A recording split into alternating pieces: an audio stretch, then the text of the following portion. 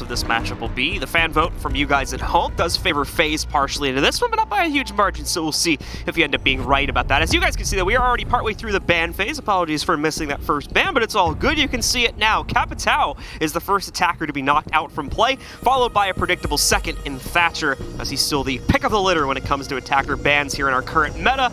Defender bans should generally be pretty straightforward here as well, at least the ones coming from SSG, I would imagine. So, and yeah, Faze is going to ban Valkyrie out here, so no surprises on the defensive side. It's usually the attacker side where you get a little bit more variance in the ban department of the current meta. Absolutely the case, and Kafe being a very strong ban when it comes to Kafe, making those positions a little bit easier to play around the map. Those arrows obviously only being thwarted by Thatcher's, or rather Wamai's magnets, as we do have Thatcher, Valkyrie, and Mira all banned out as well, but those are a lot more routine than Kafe, so SSG is trying to guarantee their positions, especially around more of that site-centric play that obviously comes along with Kafe. So we'll see what Faze want to bring for their lineup, and as to be expected, it's going to be the Flores instead to try and deal with these hard-to-reach places.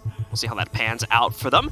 We're going to see, once again, a lot of aggressive operators coming out here for Faze, and specifically in the soft and hard breach department, to be able to work their way down onto that second floor site that it's looking like we're going to see SSG fall themselves onto. SSG, in the meanwhile, as you were mentioning, no surprises when it comes to their lineup. They're looking to waste as much time as possible here, especially with the Goyo and Wamai being brought to the table there on the central two players. Let's get into it and see if there's going to be any surprises on the setup. More than likely not, though. And this could at least be part of the problem for SSG over the course of this series, is that they do tend to play that very slow, very team-oriented play style here.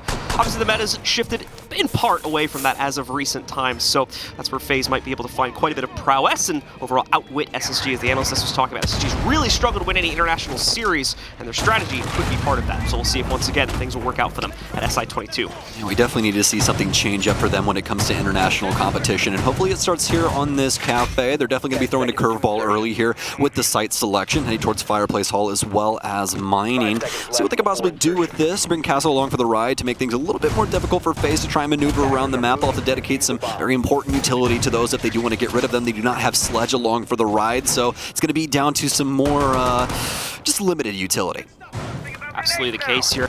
We'll be a slow rolling round though, folks. Give us a moment while we build up towards the action, as once again SSG not going to be favoring too much aggression themselves. Actually a minimal even extension going up to the third floor. It looks like only 1 or 2 players at most committing to that. Should be in the usual positions though once we get a better opportunity to take a look at that, and we can see a bit of it here for Fultz as he maintains his extended position. And I'll correct myself from earlier, there actually is quite a bit of a presence up here on the third floor from SSG, as they have 3 players committed to the extended game, looking to waste out this first minute or two from Faze's time bank if they're going to be allowed to, and Faze will be unable to clear that utility.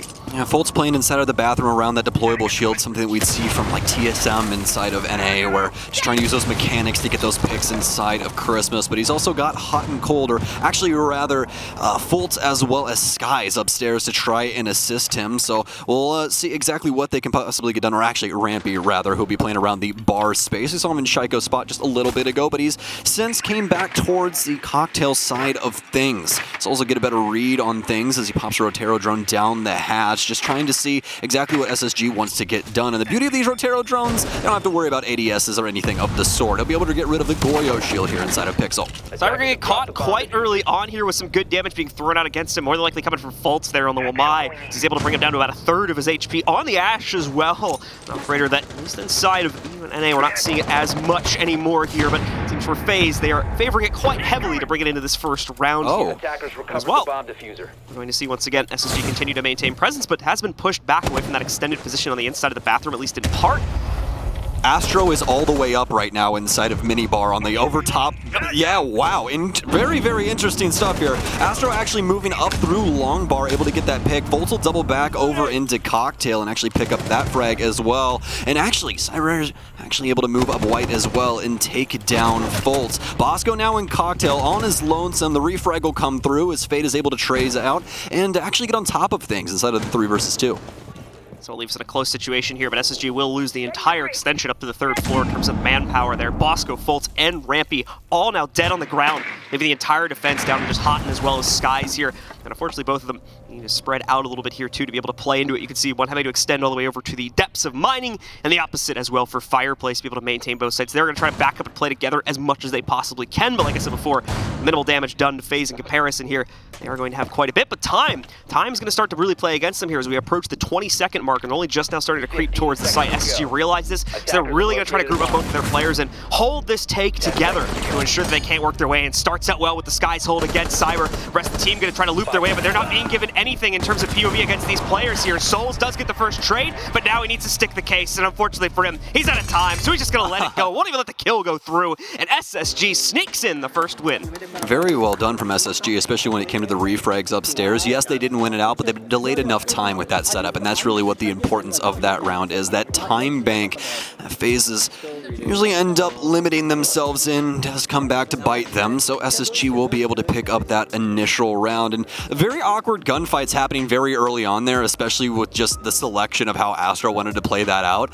Just simply drops down Skylight and starts trying to pressure Cocktail. It works out for him, surprisingly enough. Obviously, he does get refragged eventually, but Faze is able to make it through that top floor quite handedly, at least man advantage-wise, but once again, that time just coming back to bite them. And unfortunately for Faze, not being able to clear things out, as you were mentioning, on the top hold, comes back to bite them in a huge way as they waste a lot of time specifically on that rappel, trying to knock out some of the utility, and not enough time actually clearing it. So as a result of that, SSG come out on top, and they're just going to go right back to their second floor site as well. No real need to change things up. You can play pretty much the same exact setup, at least when it comes to your extension upstairs, which, as we saw, was the huge proponent, which allowed SSG to waste the time, which then allowed them to leverage the 2v3 into their favor, and they're going to try to pull off the same exact thing here on the other second floor site over towards Library. Yeah, fantastic play from Skies there especially as well. That's one of those situations where it's very easy to over-peak, but instead he plays the opposite side of mining extremely well, doesn't overswing, and ends up winning the round simply by wasting Faze's time trying to kill him inside of that space. SSG getting away with the initial round. We'll see what they can do on the second one, as they'll be headed towards the mid-level again, but this time obviously for the reading defense. And this is going to play very similar to what SSG was doing previously. Might have a little bit of a different look around some spaces. We'll make sure to highlight those for you guys if we do see any. But as of right now, it's making a lot of sense across the board as to what they're looking into. Very similar to their last round, minus hot and cold now on the ward. Yeah, hot and cold there.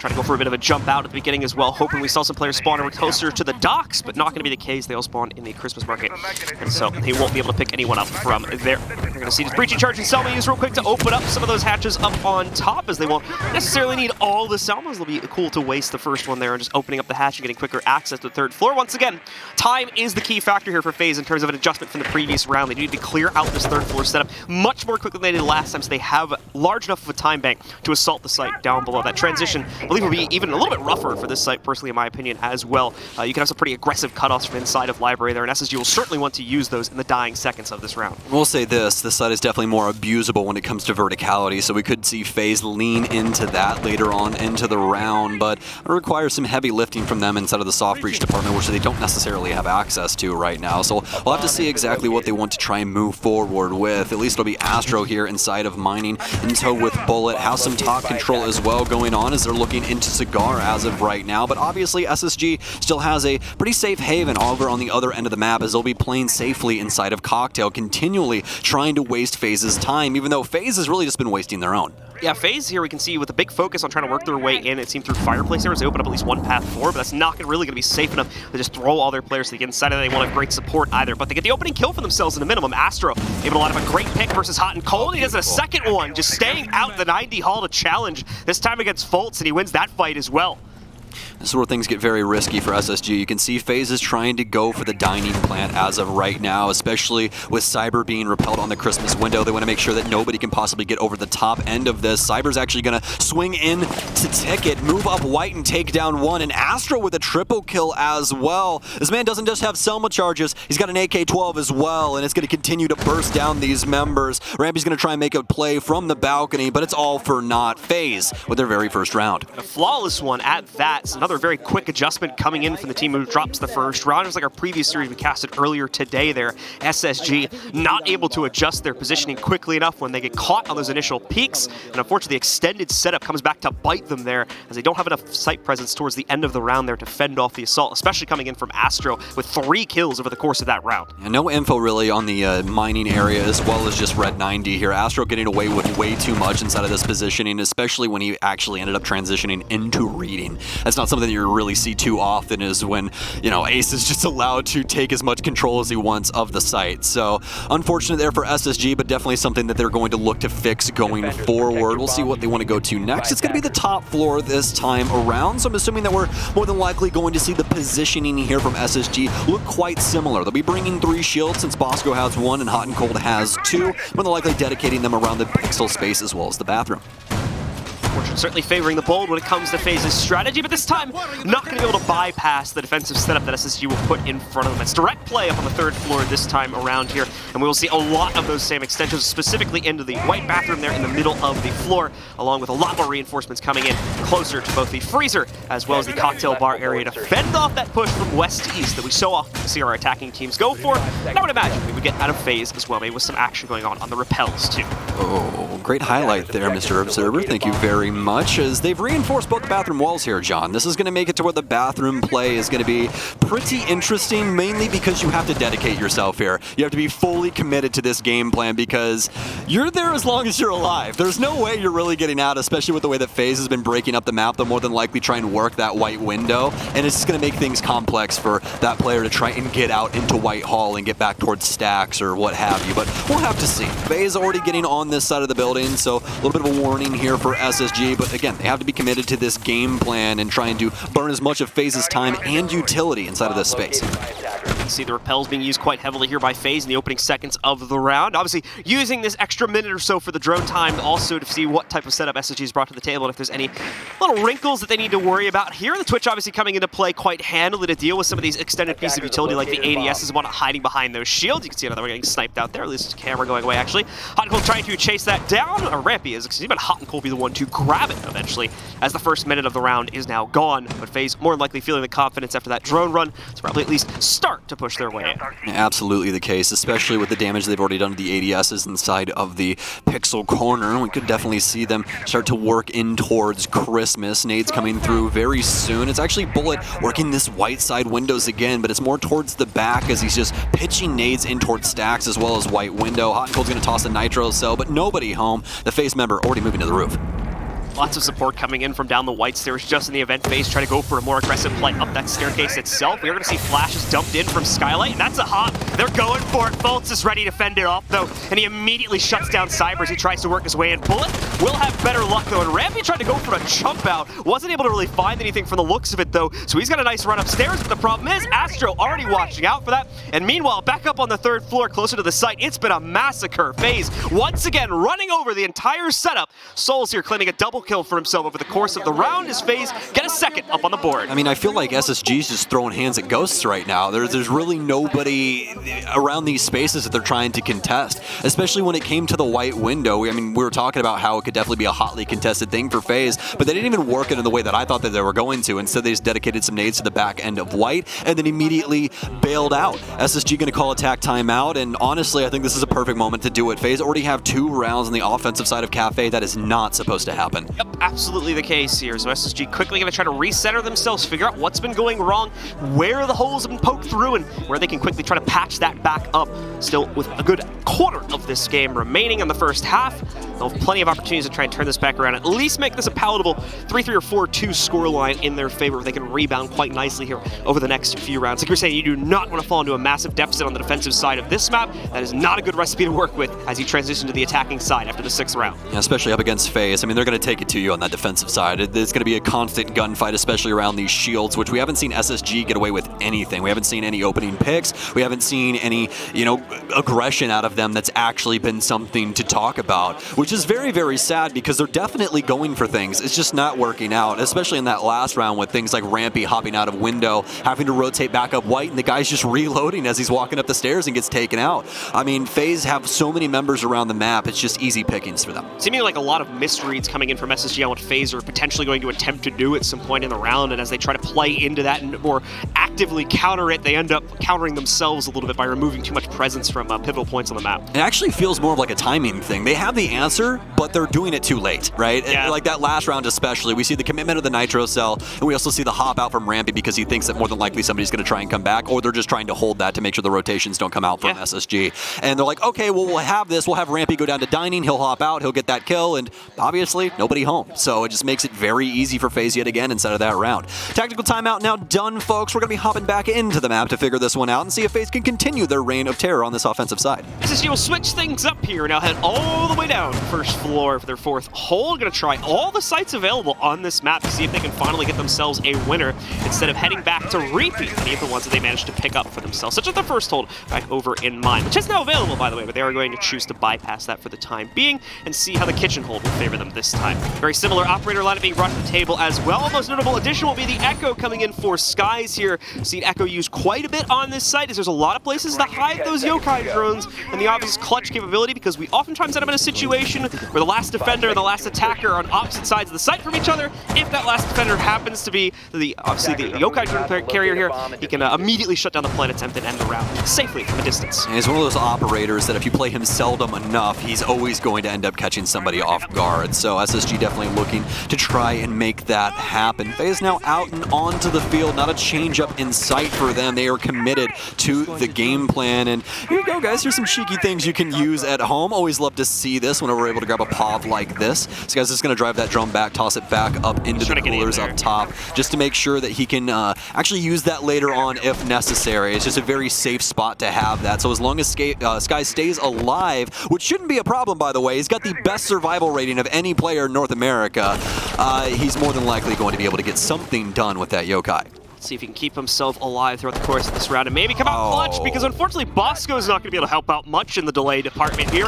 All three of the Toxic Babes gone inside of the first minute of the round as Bosco won't be given a chance to use them. Cyber as well, no problem to follow that through here. He uses his teammate as a distraction to bait himself forward and absolutely executes Fultz as he wraps the corner towards Bakery. This is what I was really worried about when it came to this matchup, John. FaZe is unflappable in what they're willing to do and willing to commit. You can just see the synergy amongst this squad. It's a minute 46, guys, and everybody minus Hot and Cold and Rampy is on the floor right now for SSG. Rampy trying to fight back, some serious damage onto Astro, but they have the entire site. And, well, 4v1 halfway through the round. Yeah, Rampy's upstairs, man, and the plant's going down. I don't really know what he's going to do here, but it starts with this and serious damage onto one of the FaZe members, but he's prone on the floor. And prone, well, it does that. That's what it does. It just so happens to have the gun model right over the player that's laying on the floor. And with that secondary shotgun up close, going to make things look pretty easy for FaZe. It's going to be their third round on the offensive side as they're making SSG mincemeat. Usually kept for the rotates, but this time around it'll work perfectly to quickly finish off that last straggler on SSG as FaZe continue onwards. Now on a 3-round streak ever since just barely dropping the very first round here. It's been all domination from them since then, and I mean domination, as we have seen them just waltz right into the building multiple times, especially in that last round, and execute any type of extended setup that exists for SSG, leaving the site pretty much open for the taking. SSG is scared right now. That's really the way that they're playing, especially with like Fultz inside a Bakery right there. He knows he has people bearing down on him, but he isn't ready for how FaZe is willing to commit to that. You know, they're holding the over top angle, and they know that he's playing on the other side of the Bakery, like glass front. So instead of, you know, actually like trying to do this whole convoluted thing of, oh, we got to get small bait control and all of these other things, they just do the very simple forward strategy of hold the over top angle, toss a stun in, push the twitch in, and get your frag, baby. That's it. That's all you need to do. So FaZe have all of the support necessary to be able to take control of these. SSG, honestly, just need to fight back. We need to see them commit to some fights and take them in convincing fashion, because as of right now, they're simply waiting for FaZe to do something and then trying to react to it. That's not going to work. Yeah, the problem is when we have seen them try to do things, it's usually been a result of a reaction. It's usually happened very poorly where they do it, as you were mentioning earlier, way too late with some bad timing or through some other poor circumstances. So they themselves, the comms, are probably trying to convince themselves not to make those types of plays, but I agree with you. It's exactly what's needed. They need to get out in front, control the pace of these rounds, because FaZe is controlling every piece of their movement at the moment, and it's a large part of how they're winning these rounds so easily. It's one thing that I always tell anybody when they're starting to learn Rainbow Six. That defensive side, you have to control the pace of the game. If you let the offense dictate what you're doing, you've already lost the battle, basically. Because, I mean, just look at the control FaZe is allowed to have. This is what I like to see. Fultz up here on stage, already getting rid of some drones, trying to get some early info onto FaZe, not being overly committed to where he's going to die, but definitely showing face and making sure that FaZe know that they can't just have this. So it'll be a little bit more passive beginning here for the FaZe roster as they are going to repeat the site that they lost at the beginning of this map here. And as you can see, they're taking their time to make sure they don't get tripped up by any of the extensions from SSG. Once again, though, not a huge surprise in terms of what we're getting from SSG, aside from this walkout currently happening from Fultz, as he's trying to actively contest any of the run-ins that might be happening over here towards Christmas, while the rest of FaZe is working on getting themselves in through either one of the hatches, sitting a little bit closer, as yeah, that drone's finally going to get taken out, and Cyber will have to be a little bit more manual with his progress at this point forward, once again allowing for Fultz to maintain his position just by the piano as well, and continue to waste the time and cause a little bit of hesitation in the FaZe camp as they want to clear this out. This is the best early round that we've seen out of SSG minus the round that they've won. Committed to Christmas, making sure they're getting rid of this info, because you're only as good as your info in Siege. FaZe isn't going to walk into this blindly and try and figure out where Rampy is with their face. Instead, they're going to try and get some solid info and frag him out that way, but since he's pulling all of that away from them, they now have to try and commit to something else. Ticket's also soft right now, so could see some interesting things happen here depending on the info that is gathered. Fultz sitting on stage, could be seeing Astro peek in soon, but more than likely wants somebody in tow to try and assist him. Also remember, this is actually on the second floor here. SSG not going back towards the top floor, instead committed to what the very initial round was that they ended up getting their dub on. Cameraman with a big pickup onto hot and cold, and he's not starting too hot, 1-4 currently. Could be another troublesome LAN if this is going to continue for him, and that was a big part of the problem for him specifically back at the Sweden Major as well. After a great performance in the NAL and things, man, just falling apart once again here, even though we had a promising start. And to be fair, a lot of time wasted in the initial defense put up by SSG, especially the play that was made by Fultz, but it just all amounts to nothing now, as once again, FaZe have one or two players completely ignore that setup and go directly for site contention, and it works. They're able to work their way in. Rampy fighting a futile battle here now, a nice pick that he got initially, but it's only the start of a 1v5. All right, nicely done to make it a 1v3, but obviously they have full sight on his current position now, so anything from this point forward is going to be even tougher to grab, and Astro finally leaps out the window by the red stairs to finish this one off for FaZe. I mean, if I was a gambling man, I would just say that the game is basically over at this point. I don't know what SSG necessarily does to get this map back under their control. FaZe has already gotten 4 rounds on their offensive side, and with the bans coming in, this is technically speaking even more defensive-sided because Capital's not in play. They really have to hit those Rotero drones and make sure that they're hitting their mark, but FaZe have gotten away with even more than that. We've been seeing a lot of play out of Cyber with these Twitch drones as well that's been able to get rid of a lot of utility. You know, it's just not great right now for the SSG camp. Yeah, so it's back up to the 3rd floor now, and more than likely the thought pattern coming in behind this site choice from SSG, let's try to make this as predictable of a play as possible coming in for the attackers here, because that's been the problem. We just have not been able to read into the strategy. We've not been able to properly counter the strategy. They can't get in front of them, man. They literally cannot be an obstacle for them. It's like FaZe has basically got the keys to the castle. So they're going to go to the 3rd floor in hopes that they have the most predictable strategy possible cut out from FaZe here, because you are kind of limited what you can do as an attacker on this site, but overall, we already saw success from FaZe on this site a couple rounds back, so that's not necessarily a formula that's going to work outright. We are going to have a change up in SSG's overall strategy for this top floor. Fultz will be bringing Aruni with her laser gates, as well as Bosco and the castle barricades. Now, this actually makes for a pretty fun strat to watch for you folks at home. We'll get to the explanation as we get more of an oversight here, but you're more than likely going to see a castle barricade more than likely dedicated to this double door here on Cigar. With that laser gate there, it's going to make it to where they actually have to end up clearing this thing twice, as well as it makes it to where you can actually play inside of Cigar a lot easier. FaZe has to try and fight into you if they want to try and go for a lot of default plans, unless they want to go for Cocktail, but that's not something that we're more than likely going to see, simply because they don't have any soft destruction that works vertically. Let's find out exactly how FaZe will try to navigate their way into this site yet again. Whether it's through deletion of the utility from SSG or an outright walk in the park to get themselves in the site, everything has been working for our attackers here, as you can see. 4 players on the attacking roster right now for FaZe have died only a single time inside of this half so far. That would be Astro, Cameraman, as well as Bullet and Souls have only gone down once, and that would more than likely just be the round that SSG won here. So ever since then, it's been a nearly flawless half for this entire team, save for Cyber. Yeah, Astro actually is tied currently with the entirety of SSG's roster for kills. He's 7-1-0. Never a great stat, but yeah, always a very important one to point out there, as things are rough at this point for SSG. And run over is certain. Oh, no. Man, I can't even finish my sentence. And nicely done. A nice catch as well here by FaZe. It looks like a possible double run out maybe. Might have been a window hop as well, but either way, Astro just leaps right in and knocks out another one here. SSG are bowing down to Latin America right now, as they cannot hold any sight except for that initial round. John, I need you to hold me. I'm in so much pain right now watching this. This is just... it's so walking right in. It's so easy. It's so... Oh my god!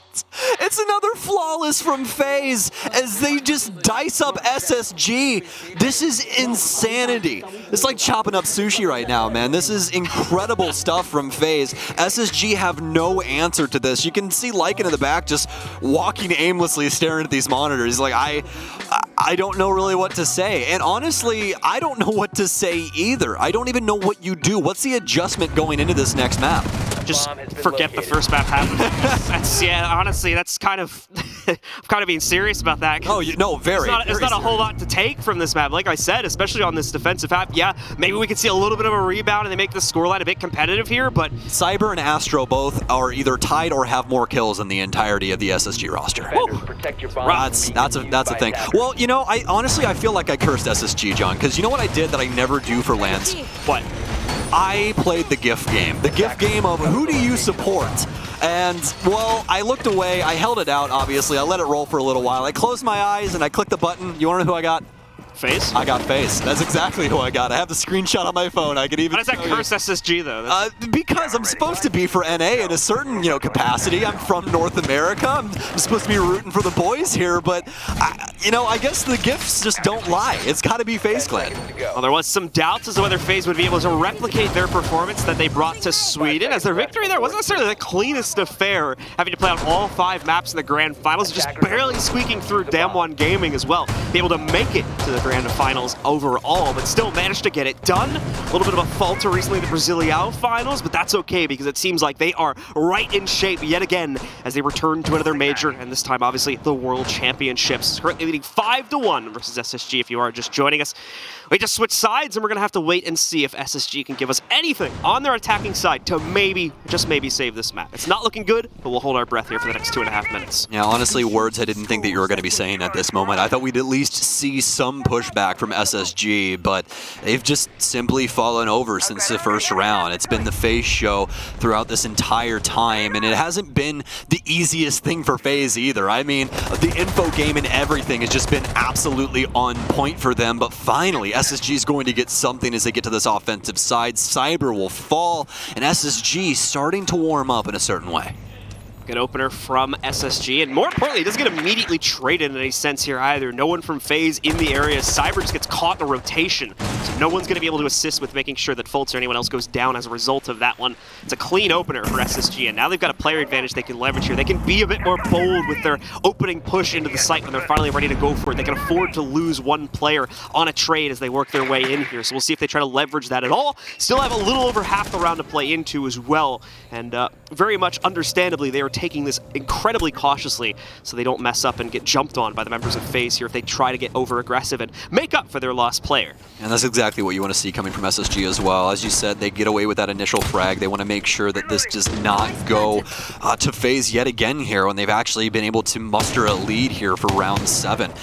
Rampy going to start working on this cocktail floor on an operator we are so very used to seeing him play. Only able to down Astros. He might be able to get away. The Skeleton Key will come out. Can he confirm it? It'll be hot and cold instead with the frag grenade coming through, but not before Cameraman can take out Fultz. Cameraman going to see if he can open up a rotate for himself. Bullet also leaps into the fight, but Souls will get traded elsewhere by Hot and Cold. 1 minute remaining in the meanwhile here, a little less than that. We've devolved down to a 2v3. Cameraman and Bullet trying to hold on for Faze. Sky's busy putting the case down on the site, but they can't lock him down. Hot and Cold instead gets the pick on Cameraman, but Bullet is there for the trade, as he's now going to try to clutch this out in 1v3 fashion. Sky's, in the meanwhile, will waste no time hopping back out to reestablish himself in a different position, and Rampy's going to try to hold this from down below as well. An incredibly difficult clutch now for Bullet to make, because he's got to get aggressive, and he's got to make 2 different transitions down to the second floor to kill the player in Library, and then back up to somehow take out a player on Rappel as well. This is near impossible for him. Can't even really see this player inside of Library, so he knows he has to swing directly into it. He's just trying to get some type of an advantaged angle here, and he nearly gets it.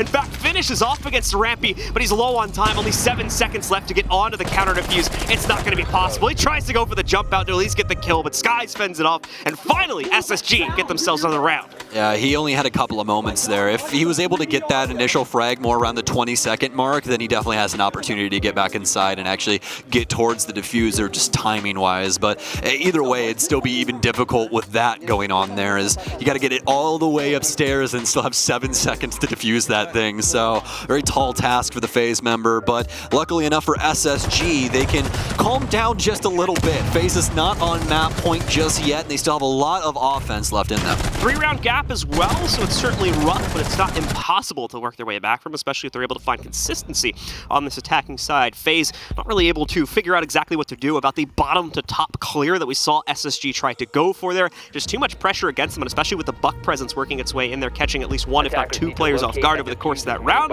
FaZe unfortunately just did not have the player power to fend off any type of defuse attempt in the later portions of that round, so SSG snuck it in. Skies, the planter himself, got the heck out of there, and they played out the 2v1 very, very easily for themselves. Yeah, really the biggest issue there for FaZe was not reading into the reading take. That was the biggest thing. As you said, that downstairs clear, punishing FaZe initially, and then past that, SSG having a very commendable control over the mid floor, just not allowing FaZe to actually recommit and take some of these gunfights. The damage was just too high early on inside of the round. You even saw, I believe, Bullet trying to take some fights there, for a couple of moments, and then falling off and going towards White because he saw what was going on. Plants going down as a 2 versus 3. I can't give myself up for this frag right now. I need to try and play for the objective instead, and it just doesn't work out for FaZe. They're going to go to the reading mining, or rather fireplace mining defense now, though.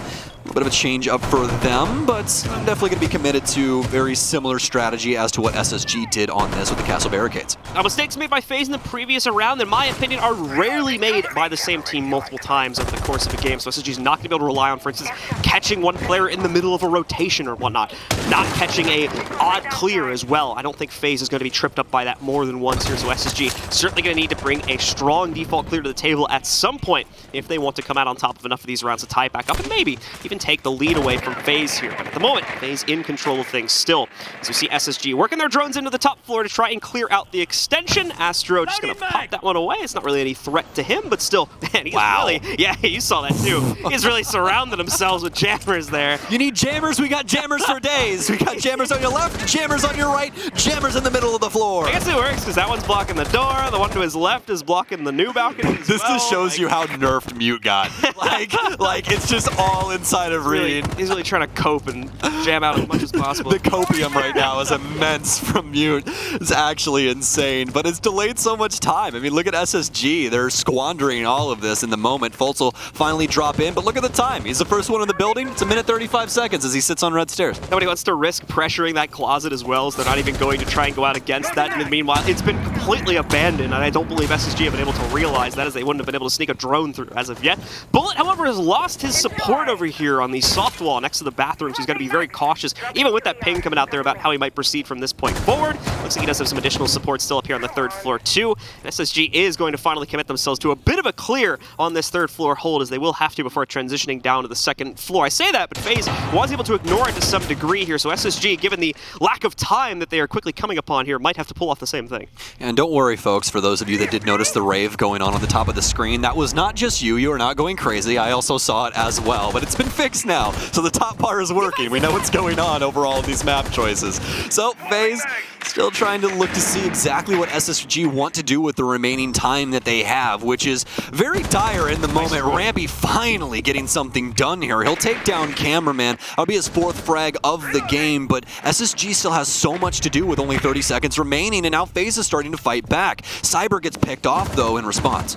It's going to bring it down to 3 remaining for FaZe. Once again, having to fight for a player down here. Even with the trades working their way in, they lose another player, but time is very much starting to play into their side of things with only 15 seconds remaining. And the majority of SSG still on the 3rd floor. They're going to have to suddenly transition down, and it'll go quite predictably here, as they have put no intel gathering, I don't believe anyway, onto this 2nd floor here. Hopping in, a good opener from Hot and Cold, but he's got no time left and no case control either. So time runs out, the gas goes out, and we see another successful round picked up from FaZe. FaZe as they push on to that point. I mean, you can see the monumental difference between FaZe's offenses and SSG's offenses. SSG's are very, very slow rolling, but not in the same way as FaZe's. FaZe's is for information basis, and as soon as they get that, they're fully committed to the cause. As for SSG, it feels like the parts and pieces slowly try to come together, and they'll get a pick here and get a pick there, and then try and commit to something, but it's wasting so much time, and on top of that, they're not taking anything away from FaZe. They're not being forceful with what they're doing, and that's what we need to see from SSG. We need to see some forceful gameplay. Strip these things away from FaZe, because they're not just going to let you have this. Absolutely the case here. SSG needing to try and dictate their own destiny. They need to do it a little bit more quickly, too, as once again, like I said, got tripped up there and trying to clear out the last stragglers on the third floor. Too much utility and too much security for those FaZe members to work their way past. Ultimately, they were forced to just hop down to the second floor like I was talking about earlier in that round. Once again, they find kind of awkward they didn't repel the Christmas window there on the far side for Whiteside either. I feel like that window has some pretty important impact overall for that, especially for the Cigar player there. The one in the hallway? Or? No, the one for Christmas stage. There was a player earlier in the round, but they left, I think, around the 2-minute mark. I'm trying to remember if they had that castle barricade dedicated there as well, because I know they definitely had the utility stacked over inside of Pixel to try and prevent anything coming in. I remember the shield got taken down at one point, the one in the bathroom. Yeah. And then I saw a couple shots coming from the rappel. So I know that someone was there at the halfway point of the round, but they never used the pressure for anything significant. So yeah, very interesting stuff coming through here for SSG. Is it just seems as though they cannot get their head wrapped around FaZe's strategy on either end of the coin. Absolutely the case here. And now FaZe potentially going to start to try and take advantage of that. We can see quick little double tap on the window just in case our Mozzie player, currently taken on by Bullet, wants to try and hop out. And there is quite a few players out there, so certainly wouldn't be for any lack of fights if he went for it. Even just a quick peek out, too, might be worth it, but more than likely not going to see that, as we haven't seen FaZe get that bold just as of yet. They do have the window open, though, so they could be playing on sound cues as well to allow for Camera to try and chuck out that Nitro cell, but that, too, is not going to lead to a whole lot here, as SSG is putting no presence, it looks like, at least in those first 30 seconds up on the roof. Might be sending 1 or 2 players up there now, however. Well, FaZe obviously now down inside of Kitchen here for this defense. Almost a minute already off the board as SSG has gathered some control here around Bakery. FaZe seemingly with no idea as of yet. We have the mute jammer here on the wall. We're going to have Skies commit some pellets to the top end, and this is the beauty of Habana post buff, is she'll be able to only use 2 pellets inside of that space, and it's the perfect amount of area to get a nade to sneak in there and get rid of this. And this is exactly what's going to happen. Skies will more than likely dedicate the rest of his X-Kairos onto the wall, as there won't be any other utility preventing this unless somebody wants to step up to the plate and possibly chuck an impact through there, but it's not going to happen. Much quieter round overall between both of our teams here. Still a lot to deal with, though, specifically that top down on the inside of Train and the supporting player. Currently going to be Cyber helping out to make sure they don't just rotate right up there and catch Astro before he can find any impact. SSG won't be able to walk directly in towards service, meaning they really only have that breach they've made from Bakery to safely play into to get into the site. A second position would certainly be helpful, and that might be what Fultz is trying to establish right now on the Nook as he works his way over towards the main kitchen entrance from the red stairs. Fultz is going to be able to go around all of the bulletproofs as well as Soul's Echo drones, so he should be able to just sneak inside a kitchen double more than likely, unless they have something there to slow him down, like a goo mine or maybe some barbed wire, but no barbed wire for the defense, so it's really just Cameraman that could possibly thwart this game plan for him. Also possibly the FaZe members re-rotating and doubling back towards Whiskey through White Stairs or Brown. We'll have to exactly see how that breaks down here in these dying moments, but SSG definitely has enough control to be able to try and commit to site. It's all about these angles that FaZe is holding on the mid floor that SSG has not contested. It's going to be a huge issue for them. Oh, very, very close. Cameraman has no idea as well that Rampy's taken up position down over towards Whiskey. And as well, you're going to be able to see Fultz catch himself a kill too as he finally completes that lurk and gets himself up to the main kitchen entrance here. Frag grenade does go in. Bullet panics and chucks in his Nitro, but it's nowhere close to any intended targets here as he takes damage from another nade that's chucked in. Sky's just going to be able to sneak in a plan as well. No resistance to that whatsoever. But look at this. Cyber walking right up. No one's anyone the wiser that he walks down the Whiskey Scares and takes out 2 members of SSG. SSG certainly a great plant for themselves, but nowhere near secured as of yet, as we got FaZe coming in hot for a retake. There's no way in hell that FaZe is able to win this. If FaZe win this, I don't even know what you say, SSG. Bullet trying to work his way back in towards Kitchen with Astro in tow. It's still doable. 17 seconds remaining. They only have 10 seconds to commit to this game plan here. They know somebody's in the corner. The pre-fire is coming through. Can Vigil win it out? He'll swing in towards the middle of Kitchen, but the ARX will get it done for Hot and Gold. Cyber will be able to at least get 1 for his troubles, but doesn't mean that much at the end of the day. SSG stay alive. SSG indeed keep themselves alive for one more round as they close the gap little by little here, back to, I believe, a 3-round deficit at this point in the round. But the problem is Faze obviously already up on map point, so it needs to be flawless from this point forward from SSG, and it unfortunately has really been anything but that up until this point. Certainly seeing some life come back into them, though, on this attacking side, and some great strategies to isolate out the more aggressive members of Faze, as we saw them do some very nice work to put some additional pressure over on the Whiskey side of the first floor to really hamper the defensive setup from Faze. Fantastic stuff from SSG and their read of what was going on inside of the Whiskey area, especially with their plant site, or their plant spot, rather. There was no verticality for Faze to really abuse inside of that space to prevent that from going on, so really liked that SSG was able to take control of coat check and go for that plant instead of going for something like inside a K2 or something like that. You don't really want to see them planting in the middle of the kitchen inside of that area just because of all of the angles that Faze does have, and when SSG recognized that, they immediately shifted over to that space, so very well done from them, but as you were saying, we're going to have to see a lot more. All right, so let's see if we're going to get that whatsoever here as we go back to a second floor hold now with the Faze roster, and immediately they commit themselves to the usual extension up onto the third floor. Lots of support going to be given to that white bathroom once again. As well, you can see some reinforcements going down to allow them to play a little bit into the cocktail bar here, as well as possibly into freezer if they really want to venture outwards here. It seems like most of the presence is being focused at the moment. They're over towards Whiskey. There was a lot of reinforcements being deployed to support that. Even mute jammers as well to prevent the walls from going down and allow these players to hold a secure point, as well as a secure rotation back downstairs should they need it, through the hatch that goes down into janitor.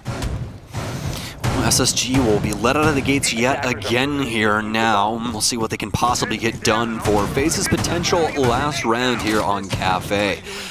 As for SSG, really love to see more out of Bosco inside of these rounds. I'm pretty sure if Bosco starts to light up this scoreboard, we definitely could see SSG start to bring things back, as it really just seems to be him lacking on this offensive side thus far. 1-8 in the current moment, but with Lion as his current operator, we could see him to have some more influence in different ways. Slow roll once again here from SSG as they're going to spend quite a bit of time analyzing the situation and finding a good path forward. That's been how SSG has found most of their successes, through that slow, methodical play that eventually allows them to catch a gap in the defense or two that they can eventually utilize and abuse to be able to get past the large majority of Faze's extended setup at a minimum, which then gives them a good man advantage to push more directly into the site, or at least forces Faze to play passively and will allow a plant to go through, as we saw in the previous round here. Continuing to see that play out as the first minute of the round is already gone. SSG continue to prioritize droning here before they feel any bit of security to try and push in and take third floor control. Yeah, sadly, not all sites are made the same, though, and that's the big thing here looking into this one. Faze is going to be able to bear down onto a lot of SSG's game plan if they are able to hold on to this top floor. It's really about these Faze members staying alive in sight and trying to prevent things going on inside of that space. Over for Fire Hall area. Seeing if Cyber wants to commit to this, and he will. Foltz gets caught off guard as he's just trying to get rid of the mute jammer. That's going to be his 10th death in the game. Cyber with a nice catch there. Timing, allowing him to move in and take out Foltz there. Some very nice stuff as Foltz once again not able to catch him when he goes for the swing around, and with that one Faze will take the advantage this time, which is an area they've actually been lacking in this half, where they obviously dominated on it back in the first half when they were on the attack, really dominated a lot of areas. But first kill is an area where SSG has really been taking control so far in this half. Not this time though, as it's 2 for 1 on the initial trades here. Hot and Cold finally getting himself into the action, but he trades out both the deaths of his teammates here. It's lights out from Hot and Cold. He's trying to keep his team in the game despite what Faze is throwing back at him. Cameraman uses the Nitro to take out Skies, and just like that, SSG are back down a player again.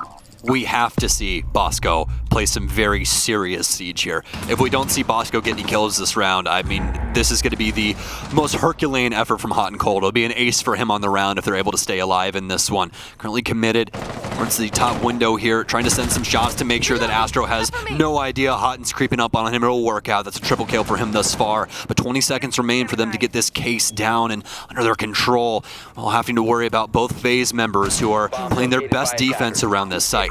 That's your NA MVP for sure, as once again some great work coming out from Hot and Cold inside of this round. 3 kills clearing out the entire top floor setup. The Gone 6 is going to quickly open up the barricades and give these guys access to a site, but they don't feel fully confident in the walk-in here. They're going to have to obviously commit to it though, with time coming down to an 0 point. And now the retake attempts coming in, the Nitro thrown in. Can Hot and Cold grab it? No, he goes down instead. Shoots out the Nitro, Bosco does, but now he's got to fend off against both players. He'll do it, shuts them both down. Bosco with the big clutch, and that's going to keep SSG in the map. That's exactly what you want to see coming from Boss Goat. He's been so quiet this entire game, but when his number's called up, he finally gets it done. A clutch in the moment and shoring up that round deficit just enough here. Only 2 rounds to go for SSG as they stay alive still on Kafe. So it's going to be a bar reattempt coming in from the FaZe roster now. And we did actually see this one go by the way of SSG the last time it was played into it. Mining is where the only site so far where we've seen FaZe able to pick up a round on the defensive side. And I believe that actually is unlocked as of this round here, but they're going to choose not to go for that, favoring instead the 3rd floor, probably for the same reasons that we saw SSG do it at the end of their initial half, just to make this round a bit more predictable and hopefully allow them to get the clean closeout they need, as the advantage that initially was heavily favored for FaZe previously, I believe 5-1 at halftime, has now gone the opposite direction, and SSG are only 2 rounds away from potentially triggering OT. Well, SSG getting a lot farther than I think both you and I presumed when we got to this half. FaZe only able to muster 1 defensive round so far, although they are definitely making SSG work for it, I'll tell you that. We'll have to see how this one will go here as we are now on the top floor. Some interesting things coming out here from Astro, well, rather Bullet, and the rest of FaZe. So we'll be making a rotation here into Freezer. In the Christmas side of all things, this is something that we don't see too often. And actually, they won't have any deployable shields either to try and play in this space. This is something we saw done for a little while, but obviously some other things could be in the cards for them. This is definitely an angle that they can abuse from a lot of different areas, and SSG is more than likely not going to be used to working around that as well, as that's usually a place that you'll open as an offensive member instead of having to play through that through other means like they will have to now. FaZe gonna hope they can get lucky on the Nitro Cell lottery here. As you can see, Cyber just ready to chuck it up at a moment's notice. As soon as you hear that rappel go off, it's just a chuck, but I don't think that we're going to see it. I gotta agree with you on that. Once again, he'll just back up and away from that one, with as well seeing the bucket into position. There's his chance. Gone and gone away. So SSG will not be falling victim to that Nitro Cell toss anytime soon here, at least not at the beginning of this round. More important to note, though, it's also not wasted by FaZe. This is the only Nitro they bring to the table for this round, so still going to be an opportunity to try and chuck that out a little bit later when the action gets a little bit more heavy towards the site here. And we can see, once again, SSG, a large part of the reason is how they were able to leverage a win on this site. The first time it was played was because they went for a top or bottom to top clear, and FaZe did not expect that to some extent here. Nades going in, and it's right on the mark. The attacker Nitro Cell comes in from the bottom as it takes out Souls and gives SSG the opening kill. Yeah, this Nitro Cell just has a pin. That's the big difference here, and it's more fragmentation than it is utter force like a plastic explosive, similar to the Nitro Cell. Either way, though, FaZe is going to be losing a member early here, and quite the important one as well, as Souls is one of the bread and butter characters to play defense here for FaZe inside of the site. You won't be able to use those Evil Eyes in such a convincing way either anymore, although, just to remind you, the Evil Eyes did get buffed in a certain sense. You can move them around to look around now, but Maestro's the only one that can open the gates and actually shoot lasers out of the Evil Eyes, so they'll be lacking in that department for the time being. But for FaZe right now, they should definitely know what's going on. This is the exact same strategy that we saw SSG apply to this the last time around, although now Bosco's finding some frags. Bosco with a nice pick once again, weakening the overall setup for FaZe here as they now go down to 3 players left with only a minute to go as well here. That's plenty of time for SSG to be able to utilize here to clear out the remaining members of FaZe, but that obviously won't matter too much if FaZe are able to trade that out to an even number. Yet again, Cameraman getting the first pickup for FaZe inside of this round, eliminating Skies. Obviously that hard breach going to go away, but in a large part it's not really needed at this point, so Utility's not going to leave a lot out. Nice catch from Hot and Cold as he takes down Cameraman, trying to go for a window jump out, and that leaves only Cyber as well as Astro alive here for the FaZe camp to try and once again rebound, close out this map. Hot and Cold not only has the most kills in the game, but he's also got the case. Somebody needs to kill Astro, and it'll be Hot and Cold to do it as well. Bosco's been down, but that guarantees a plant here for Hot and Cold, and more than likely an SSG round. Cyber not very much HP coming into this 1v3 clutch, and a lot on his plate to get this done. See Cyber trying to lurk around here, trying to bait out any type of sound cue or intel that he might be able to get for himself, but like Stokes was saying, this is such a tough battle for him to win here, even to get the first kill, so it's no surprise that Rampy immediately shuts it down, and SSG continue to rebound here, as now it's Empire that are struggling on the defensive side to a massive degree, and SSG only one round away from completing the rebound and sending us to overtime on the first map. SSG have got to be just tickled pink with this right now. Not only did they have to forcefully use their tactical timeout so very early on, but they've came back so far that Faze has now called their timeout, which allows Lycan to talk to his team as well. So this is actually a very big thing for them. SSG can do a lot with this offense right here, trying to guarantee overtime, but I mean, Faze can also make some very solid commitments to their overall game plan inside of this one as well. SSG, I would definitely say the big changeup that we've seen is they're making Faze question as to what they're going to do.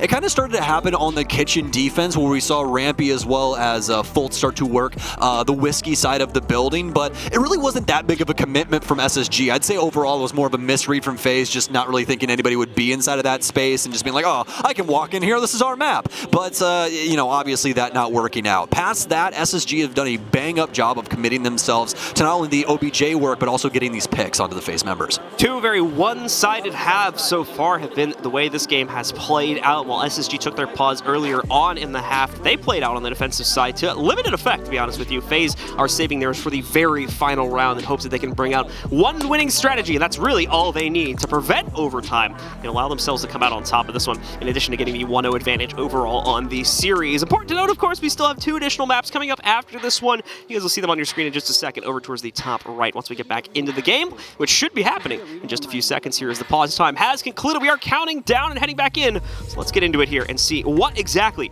these two teams are going to be able to bring on the final round of regulation, as it really has become a duel of two top players there if you spotted it on the scoreboard. Cyber at 14-7. Meanwhile, you got Hot and Cold at 10-7 as well. Both those players competing heavily to try and push their team over the finish line. Houghton is doing his damnedest right now. The only positive player across the entirety of SSG in the moment. And that's not something that we see too often coming out of this squad, especially for you and me and what we saw inside of Stage 3.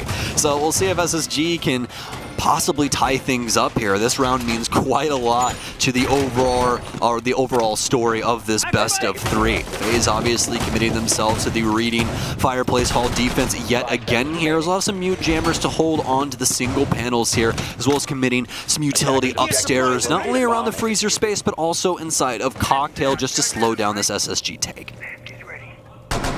So for SSG, they've come back with huge efficiency here, especially when it comes to their opening picks, and specifically for Hot and Cold as well, finding so many playmaking opportunities where he just tears through the setup from Faze. Bringing a lot of what we saw in some respects from Astro, more than anyone inside of the first half there for the members of Faze, as he was pulling off a lot of the same things on at least 2 or 3 rounds where he just kind of walked right in, got himself some easy doubles. Very much Hot and Cold, bringing that same type of player to the table in the second half and making it very tough for Faze to get any type of closeouts here so far, with only 1 to write home about. But they need to find that second here on this round. Once again, SSG taking a slow route as well, and going to try to utilize a bottom to top clear for at least Fultz as he takes up position inside of first floor VIP now to wait and see if he can catch any rotations probably for a minute or so. Yeah, Fultz, as of right now, seemingly the only SSG member inside of the building. So he's on this base floor, just seeing if any of the Faze members want to try and commit to a rotation on that base level, something that we'd see quite often here on Kafe. So a great read from SSG to get him in early and make sure that they have this shut down if Faze do want to commit to something like that. This is more than likely going to lead into SSG making some game plans on the other end. Fultz, that's a freebie right there. Exactly. Cameraman ends up getting taken down on white stairs, and yet again, Faze punished by the base floor. So Faze will once more lose the opening kill advantage for themselves here, which has been a huge core issue inside of this second half for themselves. Just completely unable to prevent the lurking from SSG or other bits of aggression which they've allowed to come in. Interesting from Skyzer. He's actually going to shoot out the X-Pyros and choose to force. I'll tell you why. The reasoning is that they're more than likely going to be going for a fireplace plant, and they don't want that hatch open because if they retake up top, they're just going to kill them. Yep. It's like shooting fish in a barrel. You're not going to win that fight. So for SSG, it's much smarter to keep that hatch sealed and make sure that they can safely play inside of the train space instead of opening it and giving Faze the potential to retake the top floor. Hotton going to try and load up a nade for himself here, and it will land itself in a good position. Unfortunately for him, an ADS is still primed and ready to go halfway down the white stairs there, so that player from the other side on Faze will be able to avoid their premature death in this round, and SSG have come to a little bit of a standstill, but that's all for good reason, as they are trying to build up the strength to go for an attacking clear here. Only issue being, once again, possible lack of intel on the actual site setup. A lot of players on Faze sitting at the board of this would have been able to shoot out drones fairly easily. And you can see that only half the count's been used by the SSG roster, so still plenty of opportunities to try and gather that.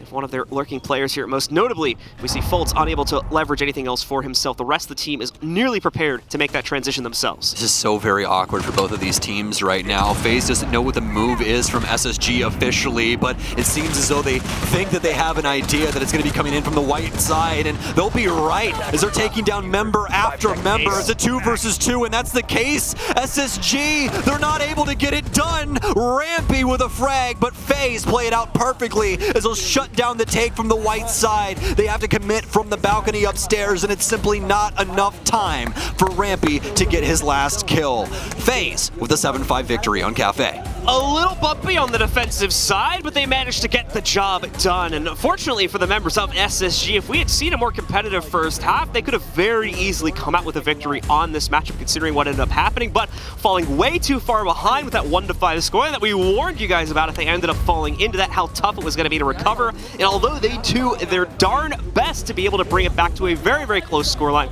going all the way to the end of regulation, that one final round sneaks in for Faze at the very end of it, and they are able to close it out with no overtime for either team. Yeah, Faze simply besting SSG on both sides here, the offense and the defense. And really, this is not looking too hot coming into this next map. I honestly have my heart set on SSG doing something here, especially with what they were able to get done on the offensive side. I really like that we started to see some different, faces being shown, especially with the Nook gameplay coming in from Fultz, but it was just too little too late.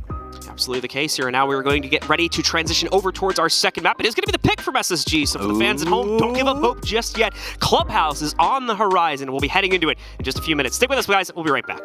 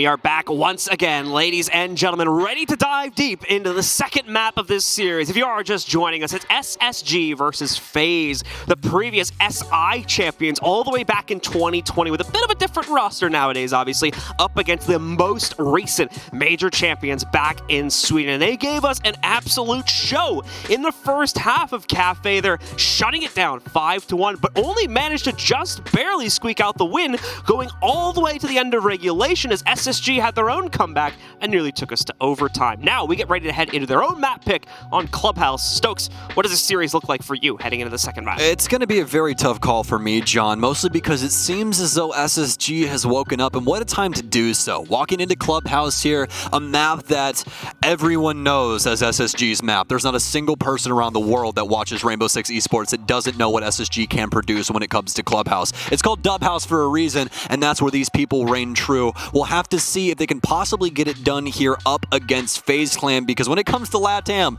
Clubhouse is definitely a map to watch. Absolutely the case here. Now we have seen again inside of that first map, the biggest area where most of our teams were struggling with was on the defensive half there, so thankfully should be able to resolve that issue considering we're going over to Clubhouse. That's a map where defensive play is kind of the bread and butter of how it goes. We have the stats, of course, here from the first map. If you did miss it, we can see again that frag duo. Yeah, it's two big leaders here for both teams, really, as you have Cyber at 16-7, Hot and Cold as well at 10-8, with a large majority of those kills, I believe, being found inside of the second half, leading as well in the rating department by a huge margin at 1.13. The next highest teammate was at 0.94, meanwhile Cyber sat very high at a 1.4. Just a very strange game from SSG overall, especially from what we had seen from them inside of Stage 3. Skies especially dying quite a lot inside of that game, which is something we really don't see a lot from him. We usually see SSG very strongly taking objective control and using Skies in quite convincing fashion inside of his supporting role. But, I mean, when everything else is falling down around you, it's going to be difficult to try and get anything done. So, for SSG, that's really just a sign of what was happening inside of Kafe, and hopefully they can fix a lot of their issues going into Clubhouse like you were talking about. Defensive side for Clubhouse is usually pretty favorable, but we'll have to see what it gets to when it comes down to the bans. We'll more than likely see things like Habana and Thatcher removed there. Might even see Maverick come out. I don't believe that we have seen a single Maverick ban today across any game. So very, very true. And the other thing it's important to note here as well, yes, we are going into SSG's map pick.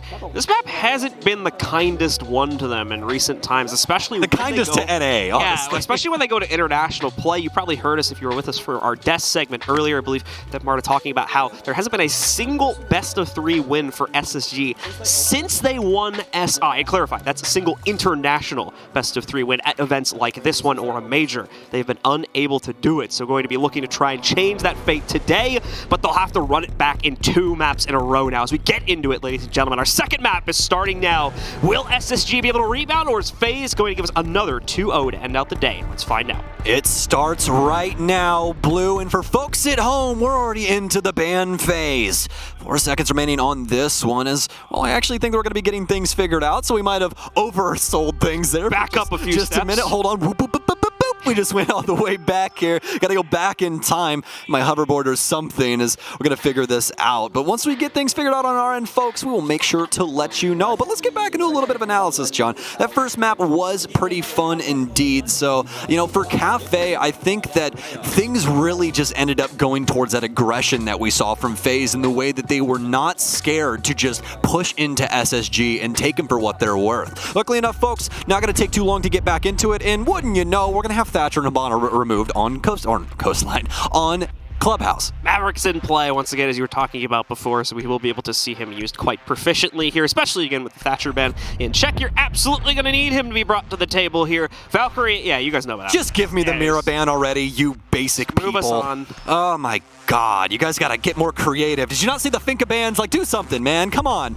Oh, it's Goyo. Thank you. Actually, thank you, SSG. Let's go. It's an interesting one, actually. A bit of a change up from what we're normally used to, and one that we don't see really that often at all, from my own personal recollection, at least. So you're completely right. He's got a very low ban percentage, but the thing about Goyo that we always have to highlight, he gets 2 shields. There's a reason that Ubi is looking into nerfing this character, because he is so strong on the defense. He gives you so many bastions to play around inside of your site, and it makes it to where the offense has to be very committed to clearing not only the utility that's defending the shield, but the shield itself. Big callback to the utility meta for a couple of you that have been watching your esports for a little while here inside of the Rainbow Six scene.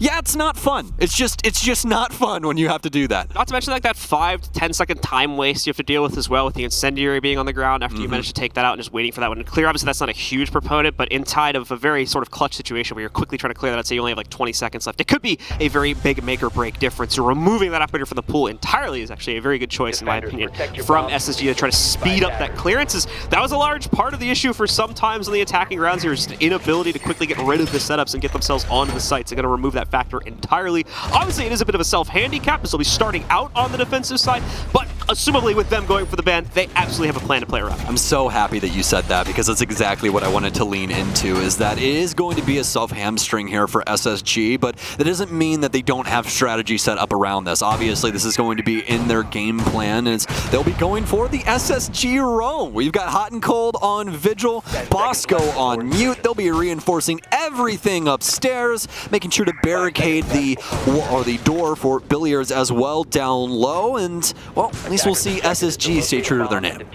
Absolutely the case here, as they are going to commit themselves into that, and why not as well, considering the playstyle we got out of Faze in the last round. We were talking about how SSG needed to try and find a way to dictate the state of play that was going on from their defensive side, and they were really unable to do that on Kafe Dostoyevsky. This is a map that they know the inside and outside of, however, so they should have no problem leveraging an aggressive strategy like this here, considering they're the ones who popularized it in the first place. Doesn't mean they're going to be able to popularize themselves into a victory, however, as we see Fultz going down to very low HP, trying to contest over towards Blue, only returning a sliver of that damage back onto Cyber as he loses about 20% of his overall HP. Yeah, Faze truly terrifying on these offensive sides thus far, and it seems like it's going to be no difference here when it comes to Clubhouse. When it comes to this top clear, you really need to flush them out towards another member of your offensive side, and that looks to be what Faze is trying to commit to. Pengu and I were actually talking about clearing out the top floor of Clubhouse earlier, and I love the way you described it. More, not, well, the same thing as a flush, but a hammer and anvil. You have to have that hammer come through and push them into that anvil to make sure that these kills happen. You don't want them to waste all of that time and get away scot-free, and that's exactly what Faze is doing in the moment. Already some serious damage done to Fultz, and Bosco done and dusted. Cameraman very, very close. He sees that footstep on the ground, but what? Thrown out by Houghton from inside the window is going to catch Cameraman instead. The bait towards the window catches him hook, line, and sinker, and Cameraman is going to be upset about that one. I did not see his health before that, but man, has he gotten away with so much. SSG will be able to at least take down Super, or rather Rampy here, but Hot and Cold trying to get back downstairs, and as I was talking about before, you do not want to let these roamers get back down into the basement and assist their teammates. They have to all die, John. You have to kill all of them, and that's exactly what Faze has achieved. They're going to commit back to the drones now, as Souls will be opening up the box hatch here. Cyber going to hop out, might even make a dirt play here. That's exactly what I would assume, as he's moving his way over towards the soft panels as of right now. And the beauty of Maverick, he can just make himself a nice hole and walk on in. Absolutely the case. They'll do that without too much of an issue here. Gonna start getting a little bit low on time, considering it's only a 3v2. This is absolutely workable for the FaZe roster here, especially as they move themselves in, already catching the position of Sky. So just have to figure out where Fultz is at, as he's going to be the lower HP player here. 30 seconds remaining, though, so going to need to try and commit themselves in towards a drone or two. They still have 6 of them in fact, but no, Fultz is going to be allowed to just take the initial duel versus Cyber out right there, and he wins it despite the low HP. Charge is going in, Bullet does read into play, but a shotgun pump nearly takes him out, and he can't return the damage in kind. Another one downs him as well, so it falls only to Souls. SSG might very well hold on here, but no, Souls clutches it out instead. The big man from FaZe does it, and they get on the board first. Oh, SSG, that's got to be head and hands there for them, as they were so very close to getting away with that round. The roam not really working out for them either. FaZe had literally every single avenue that they could possibly escape shut down. They have people over on secret stairs, people repelling the main stairs as well, and there's really nothing that SSG can really do to get out of that space. We even see Hot and Cold fully commit to running down main stairs, and he still gets bodied trying to escape the FaZe members. That's a play from Souls player. We've seen it pick up up the clutching potential for FaZe in the past as well. The semifinals back during the Sweden Major, during up against Damwon Kia, for instance, he was up against, I think, 4 1vx's over the course of that series, if I remember the stat correctly off the top of my head. So some really impressive stuff coming out from him, and he's going to add 1 more to his overall career tally with that round right there. Very well done from him as he shuts it all down in the favor of FaZe and puts them on the right foot forward for the attacking side. This is going to be very, very similar to Kafe Dostoyevsky, where every single attacking round that FaZe can sneak off is a massive boost to their second half performance. Absolutely the case, my friend. SSG have got to be getting these rounds, and well, it looks like we'll be having something interesting here. A site that's been changed up quite a bit when it comes to Clubhouse, and one that needed a desperate buff over its win rate. It's going to be bar, not stock anymore, stage. Bar stage here for SSG, a site that we seldom get to see, but one that is quite interesting. If you ask my personal opinion, I hate the site, but that's mostly because of just how many times I've seen things go wrong in the past. With this changeup, I don't really think that we have the largest sample size from Squad, so honestly, very happy that SSG has done this. I want to see what FaZe was able to commit to this actual space. This is going to be a lot going into this top floor here for SSG to make sure that FaZe can't work this verticality because of how important it is to the overall strategy inside of this area. Now, inside of North America, we don't see this site come out very often at all, as you were mentioning before, but obviously inside of other regions, specifically Europe, we've been seeing it played quite a bit, so it's not like it's going to catch FaZe off guard here. Globally, this is something that has been coming into play over the past few months. It has become a bit more prominent now, so SSG probably going to be incorporating quite a bit from the international side of things to bring that strategy into play and use this site. Not a huge surprise overall here for the FaZe roster. We can see, though, once again, a bit of a split amount of utilities. They're going to try to hold it from the top down, spreading that utility out over here. We've got as well an interesting position being played out by Rampy all the way over to the inside of security, and as well a nice annoyance as they're going to throw out one of the clones from the Alibi just to get that nice annoying red text in front of the attacking players' faces for a few seconds here. You always gotta love it when somebody trolls with the Alibi clones. It's always so funny. There's actually one on border that you can get up on top of one of the stacks that you actually can't shoot as an offensive member, which is just hilarious when it comes down to it. But either way, guys, we're waiting for FaZe to start trying to make their entry into the building. You can see SSG just simply waiting for FaZe to try and make any committed play. Some serious damage on the bullet as he'll drop off. Take some damage from one of the SSG members over inside a strip. See here, once again, FaZe biding their time now that we have seen that jump out happen from SSG. Also, an attempt to counter out some of the aggression that's been coming in from FaZe, but not going to lead to a whole lot here. Neither player able to really meet their mark, or their team rather, able to meet their mark inside of this first 2 minutes, but a near fight happening up on top there as we see 2 players, one from FaZe, one from SSG, nearly colliding with each other on top-down angles. In fact, the yellow ping going out, I believe it's going to be Fultz's position that will be revealed. Oh no! They don't even realize Fultz sitting right down below them there. They shoot back right at each other, and Cyber goes down. Additional presence is near the main stairs too, so FaZe isn't even out of the hothouse. Oh my god! Cold snipes bullet out from inside of your strip, I believe. Is going to be able to take him down and bring it down to a 5v3. This is an amazing hold from SSG so far. FaZe do not know how to handle this. Souls with a great response though, locks into those tracers and immediately trades out onto Fultz. Well, if somebody needs to get frags, Souls can, as he has 4 right now for the team, trying to fight back. Astro getting even more done, and what's on the other side of green box? Bosco, please wake up! Somebody shake the man, get some cold water, hot and cold. Speaking of it, we'll take down Souls. It's a 2 versus 2. Still have that beeping outside, that annoyance for the FaZe members, but it's not getting inside of their head. Hot and cold's been down. The plant's going down as well, and Rampy does not have an answer. He needs this kill in the moment. Can he stop it from happening? He cannot, and he's on low HP as well. He'll be dusted by FaZe, and they'll pick up the bar round. That was literally a second-to-second round there, as you saw how low the both rating FaZe players were as well. They had like maybe 15% health max between both of them there, so just barely able to squeak out the way. But what a recovery, especially with the push working its way into cash room there. The defense just not ready for the challenge, thinking they could hide behind the green box. To be fair, the player's POV we were watching from FaZe, I'm pretty sure he didn't know that second player was even there until he caught his like foot sitting behind it, wrapped it, and unfortunately, I believe it was Bosco, gave him just enough time to scope back in, lock in on that target, and had his teammate take him out. Sadly, that is one of those rounds where you just got to go, Bosco. You got to win those, man. You have the shotgun playing around green box. You should not be losing fights like that. But this goes back to what you and I were talking about previously on the last map. FaZe are committed to their game plan, and the last thing that they're going to do is not commit. They are fully committed to what is going on inside of these rounds, and you love to see it, especially as a LATAM enjoyer myself. I always love to watch these guys do their thing, and this is definitely going to be some of the similar things that we have been seeing. But the big thing as of right now is that SSG just simply can't get anything going. They're able to get the kills onto FaZe, but in these clutch moments, FaZe time and time again come through. Absolutely the case, and we've seen that happen 2 rounds in a row now, both with the close 1v2 play coming out from Souls on the first basement hold, and now that crazy action you see in the dying seconds of this first floor hold back over inside of Bar as well. So they're going to go back to the basement, see if they can try their luck here once again. It was incredibly close. If they can just clean things up, and they are going to fall back onto the turtle setup too here, so this is going to be a bit of a safer play overall. If they can keep those players alive into the dying seconds of the round, there's a very good chance they can sneak out their first round on the map here through that type of play. Cyber, could have some good timing on this nade if it's able to go deep enough in ADS. More likely going to eat it up though. No, it actually does go for the full explosion. But thankfully, the player from SSG is far away from it by the time it explodes.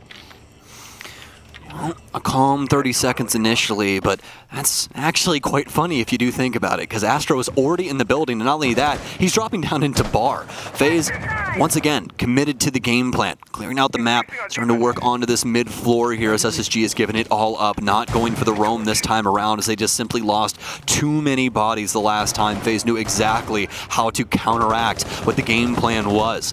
FaZe will begin breaking up hatches as well as flooring around. Astro still has his breaching rounds as well, so could establish some pretty dastardly angles working in towards Armory if he so chooses. They also have Cameraman on Flores as well, so he'll be able to get into those hard-to-reach places that SSG are trying to hold on to.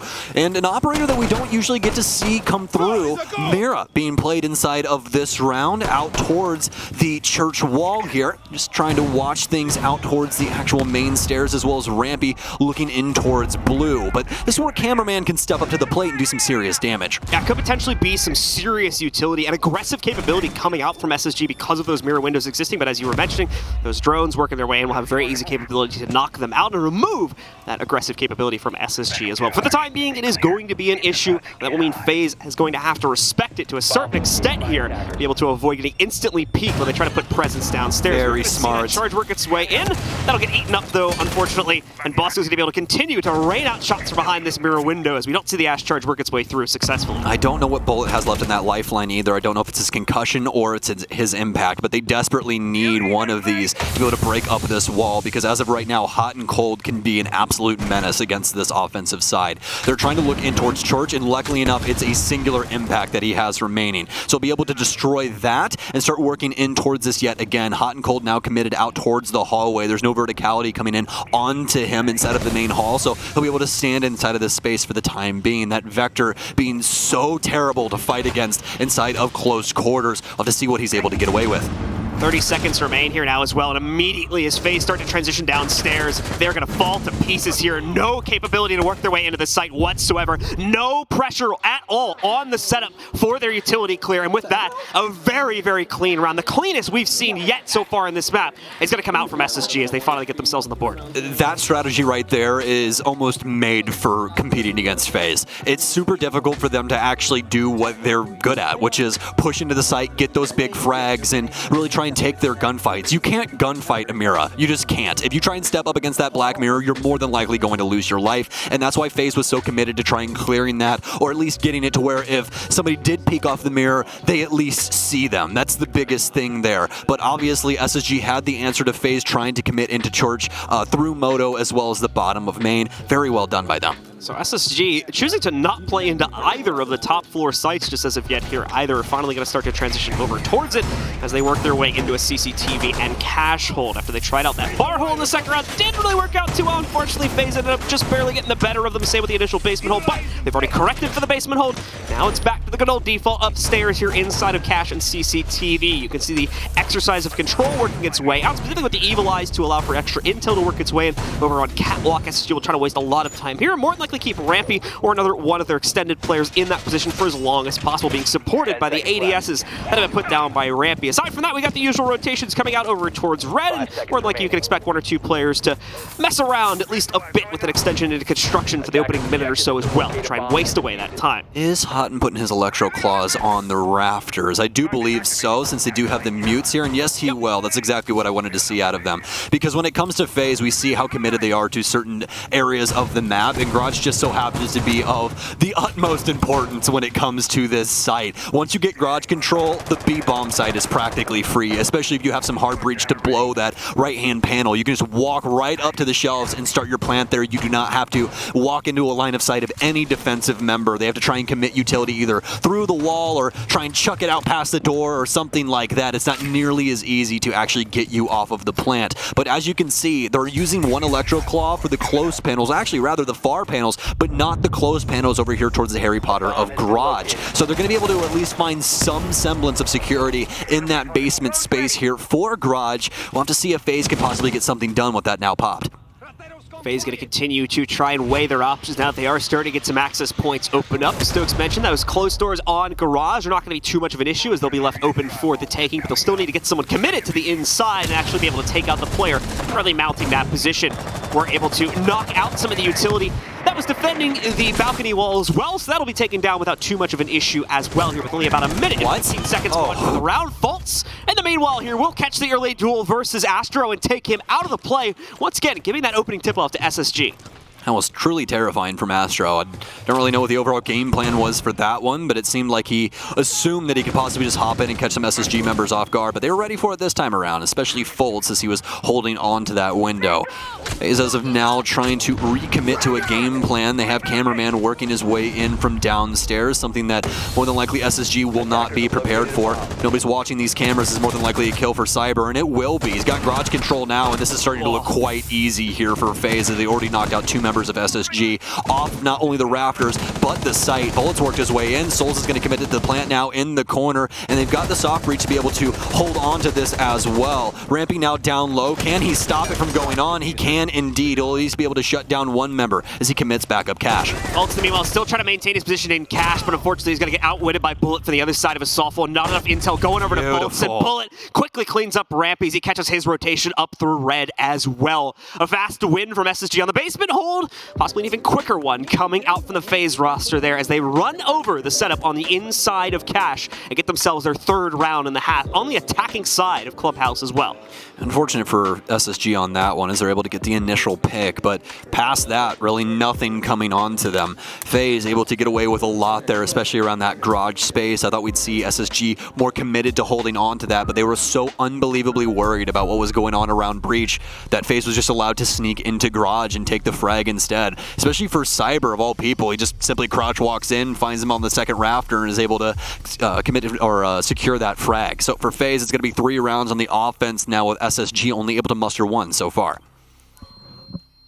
So with Faze inching closer and closer towards victory. Important to remember, folks, if you only just recently joined us, Faze currently have the 1-0 advantage inside of this matchup. You can see that on either side of the Rainbow Six logo at the top of the UI there. SSG will need to try and win both of the remaining maps between this one and our third decider as well if they'd like to come out on top of this and max out their points inside of the group. Meanwhile, for Faze, they're looking to do the same, but they've already got an easy time here with one map in their pocket. Just need to claim this one, and so far on the warpath to do that as they lead 3-1 here. It is going to be the final site played out from SSG. They will once again make the full rotation of all 4 sites available on the map as they go over here towards Gym and Bedroom for their second to last defense inside of this first half. And sadly, we won't see Frost. Anytime we go here, I always hope that we see TSM. Yeah, well, I mean, there's a lot of people that commit to Frost on this site just because of all of the window play. It's so very annoying knowing that you have to hop a window and either get shot or lose your ankles. You know, it's like, it's hard to walk when you don't have ankles. Not to mention, it's like a 90-degree flick you have to make when you hop on the window, so if you have like an immediate gunfight following that, you're probably going to lose it just on the mouse movement. Okay, I don't even know where that one came from. He shot him right through the construction window, just bodied him. He had to have been through that probably breach over there towards the closet. But either way, nice shot from SSG.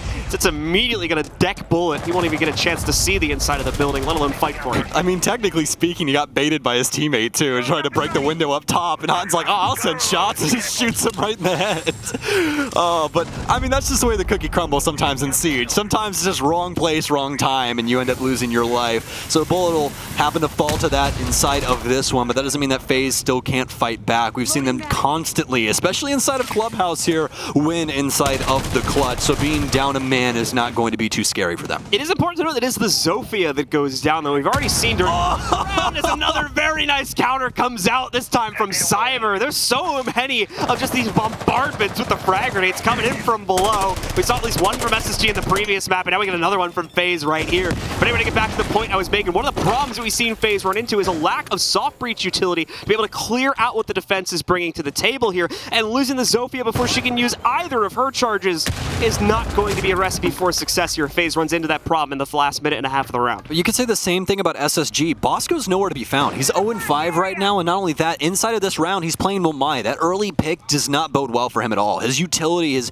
dwindled already inside of this. He's not going to be able to put up nearly as many discs as he would if he was actually alive inside of this one. So unfortunate for SSG that they did end up losing that member, but they still have a lot of control over the bomb site in the current moment. Big issue right now is, does this nade land? Rampy's able to get the frag, and he moves past the other frag to keep his life. 50 HP still, so hold on to main, and this is looking like an SSG round. SSG taking control of the player count yet again. Oh, no, catching a mid-reload. That's not the only kill they're going to find either. Cameraman with the crouch drop as he works his way in, catches hot and cold there, but unfortunately is not going to have really any considerable map control to play off of here. He's got Logi, but no one in their right mind from SSG is going to try to challenge him on the inside of here. He's got to try and work his way out at some point in the next 25 seconds, and no matter where he goes, you can see it. He's got a duel against someone from SSG waiting for him when he goes for the swing. Trying to commit towards main stairs, but this should be pretty easy pickings here. That M590 in close range is never going to lose that fight. Sky's able to bag and tag him, and that's going to be SSG's second round, and they desperately needed that one. Absolutely the case. Once again, falling behind on this defensive half, just like we saw Kafe Dostoyevsky, to be fair. So, don't count SSG out as of yet, even if they end up with, say, a 4-2 half, and we see a rebound from FaZe in this final round. As you've already seen once, back on Kafe, SSG was nearly able to completely come back from a 1-5 deficit as well. So certainly a place to be made. We might see that happen once again here on Clubhouse for the second map also. This is a map that obviously SSG has a multitude of experience on over the years that they have been prominent on it, so certainly wouldn't put that past them to come back on the attacking side. Yeah, most definitely. And here for FaZe, we're going to have a 6 pick for Astro and be moving away from the Ash and picking up the Ace instead, which you saw him manning quite often when it came to Kafe. No slouch with that AK-12, as it's a pretty scary sight when he starts to hit his mark. So we'll have to see what they can do with that here for round 6. SSG will go back downstairs, but we are not going to be seeing the roam strategy again. And I mean, why would you? When we saw that in the first round, FaZe just simply walked away with the bag. There really wasn't anything SSG could do about it. I think SSG has learned that contesting FaZe in the open outright with a large majority of their team is probably not the play, especially if they give FaZe enough time to analyze the setup. The kind of lone wolf mentality that we're seeing out of a couple players like Rampy and Fultz every once in a while is definitely leading to a lot more early round success, and more importantly the early round picks that is allowing for SSG to control part of the player advantage towards the mid and late points of these rounds.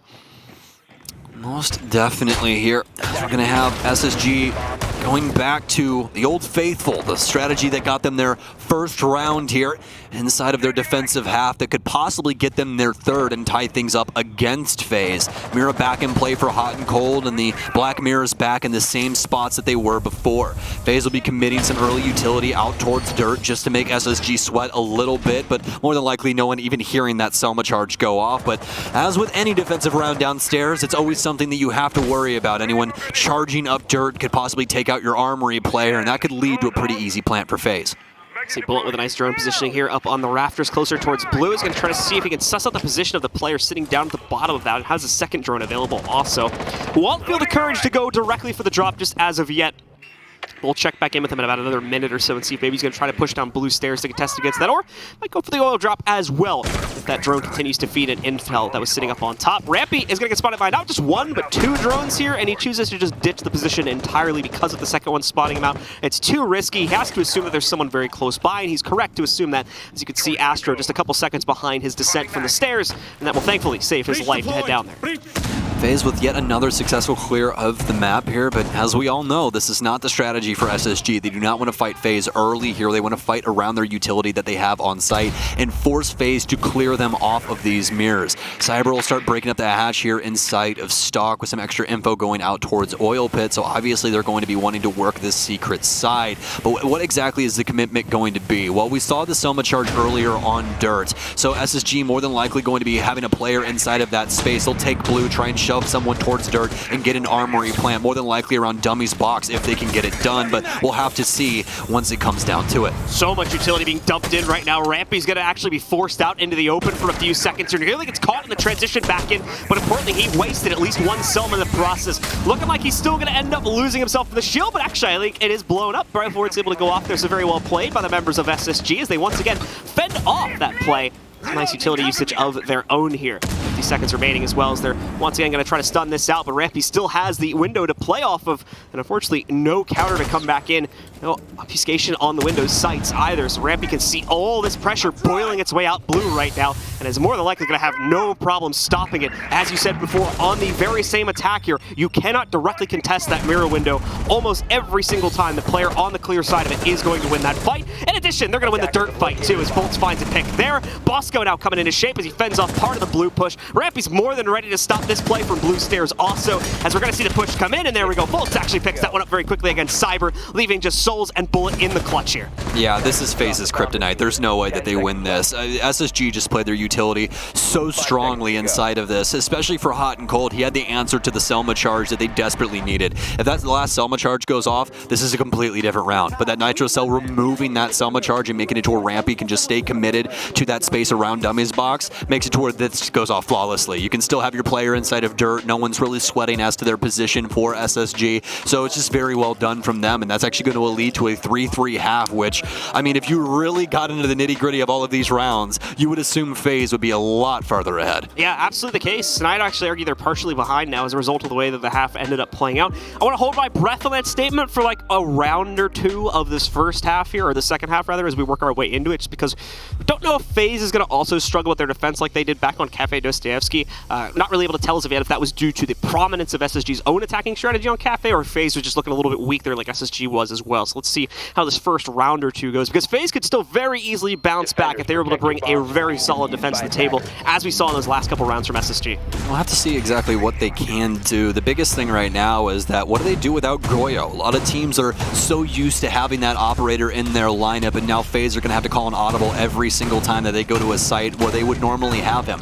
Luckily enough, Bar is more than likely not one that you would have Goyo, just because of the way that you're forced to play it, especially with this top hold going on from Faze. But when it comes to CCTV and things like the basement or, you know, gym bedroom, that's definitely a site where you're going to see Goyo just because of the access to those two shields. So unfortunate that Faze will not have this, but that leads to straining them just a bit to see if they can possibly bleed on this defensive half. We'll see if that's going to be the case. We got SSG spawning out right now, and they're going to bring a very familiar lineup to the table as well. Usual composition of soft and hard breach operators. And that's pretty much it in terms of what they're going to be bringing to the table here. It's all focused on the utility clear.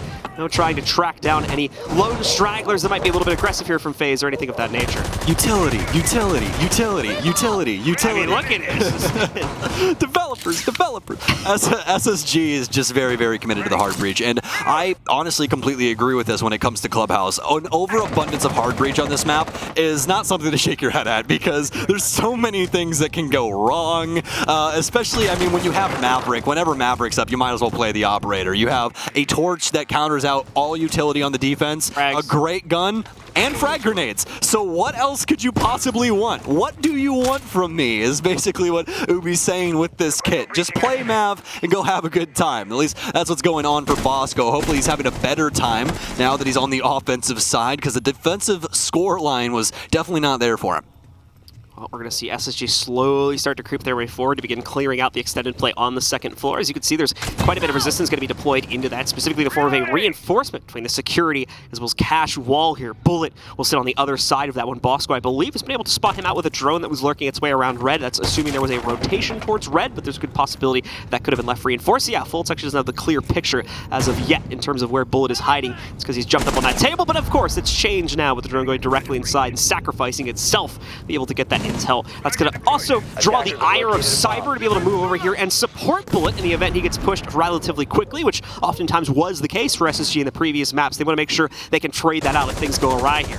There's a soft panel on the back end here for Bullet, so if SSG is able to time this correctly, then they should go off without a hitch, but oh, Cyber's got the ace in the hole. He's waiting for that rotation to be made. Nitro cell out. It won't hit its mark, though, as SSG, they're standing on their timer and just waiting for Faze to make a mistake. Fultz is transitioned down low here, and he'll be able to pick up souls inside of stage, as it looks like SSG instead just want to go for the site. A first kill being found here with less than a minute remaining is going to put a lot of pressure on SSG to keep that type of presence up throughout the rest of the round. And so far, oh, they were failing to do it until a second ago when both Bosco and Rampy both pick up kills here. Cyber still maintaining a position inside of bar, and you can see Hotton with the case, ready to plant it, but he's got no support to be able to do that. Cameraman counters out the upstairs hold from Rampy. They do have sight control and should have the capability to plant, but they just want to go for this kill outright, it looks like, as they hold so many angles against him. Time is starting to get a little bit low, so in the name of caution, Hot and Cold will finally have the security to put that down out. They realize the position of Cameraman, and this is where this becomes nigh impossible for him to clutch it back out here.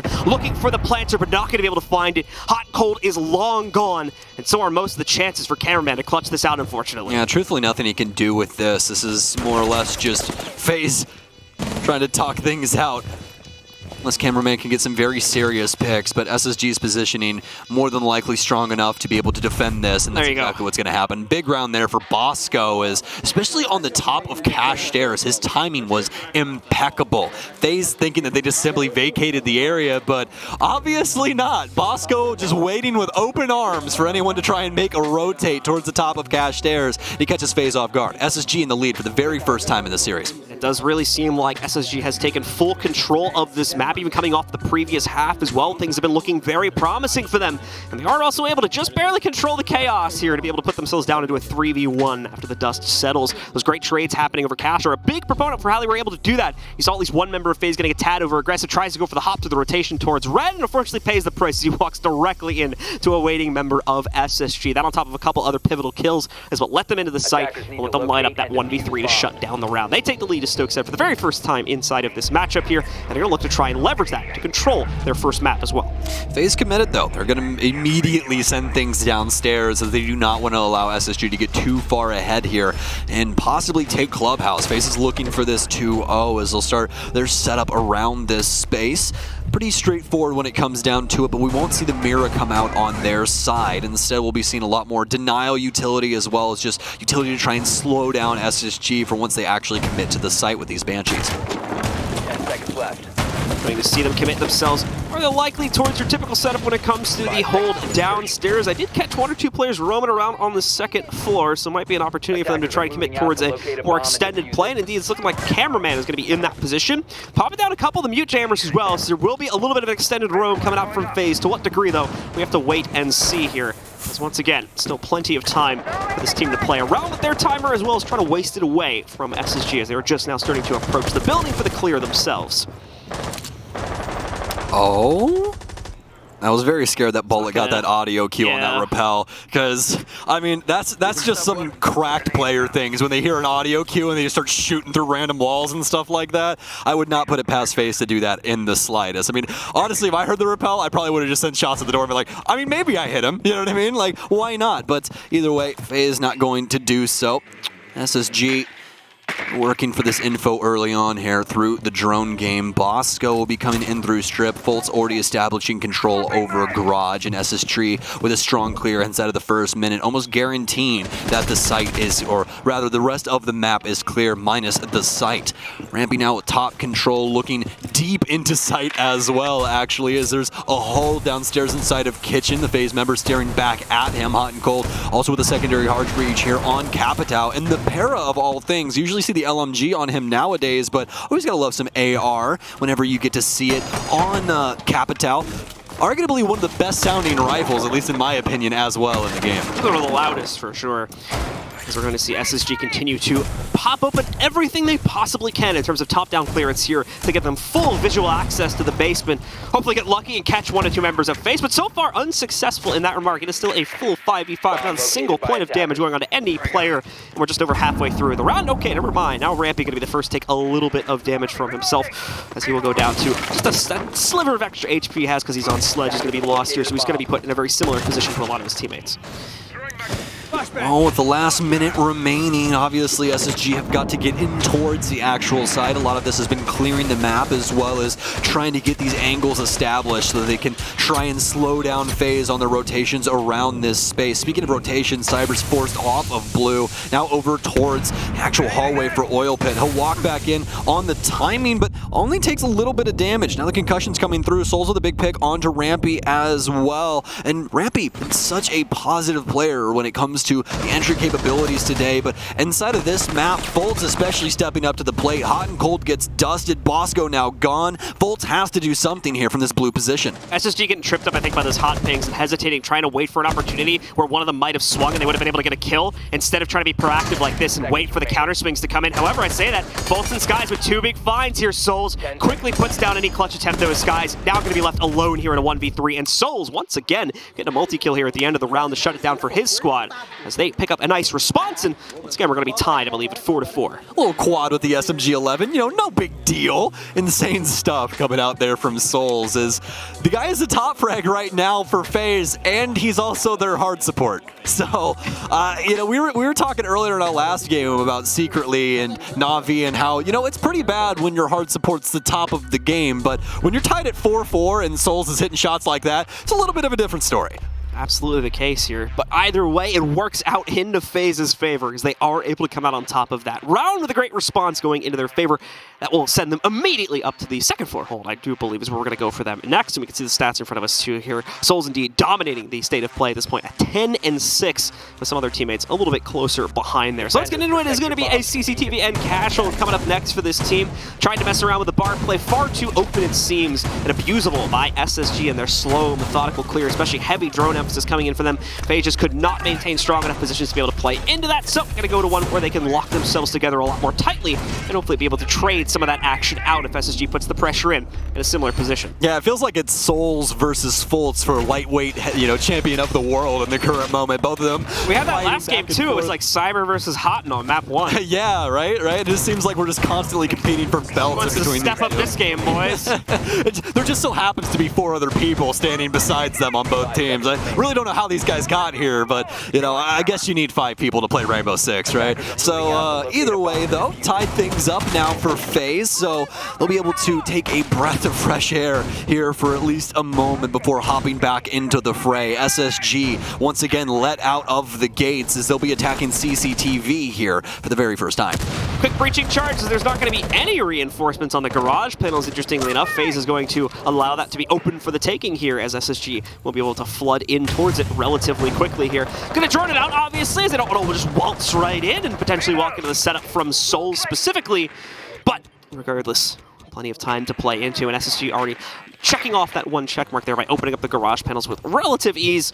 And now, unfortunately, going to have to, if they do it with the Maverick, at least going to take some extra time to open up the balcony wall just because it's been Swiss cheesed a bit. So more than likely going to have Skies or another hard breacher, Hot and Cold's the other one, potentially do that. Yeah, always an aggravating thing to try and torch just because of the depth inside of the wall there, trying to get that torch to make sure it breaks things up. But as you were saying, it's a lot easier to simply just toss things out towards the wall and actually, well, I don't know exactly what's happening here. I believe they got the mute jammer, but there we go. They'll get it the second time around there.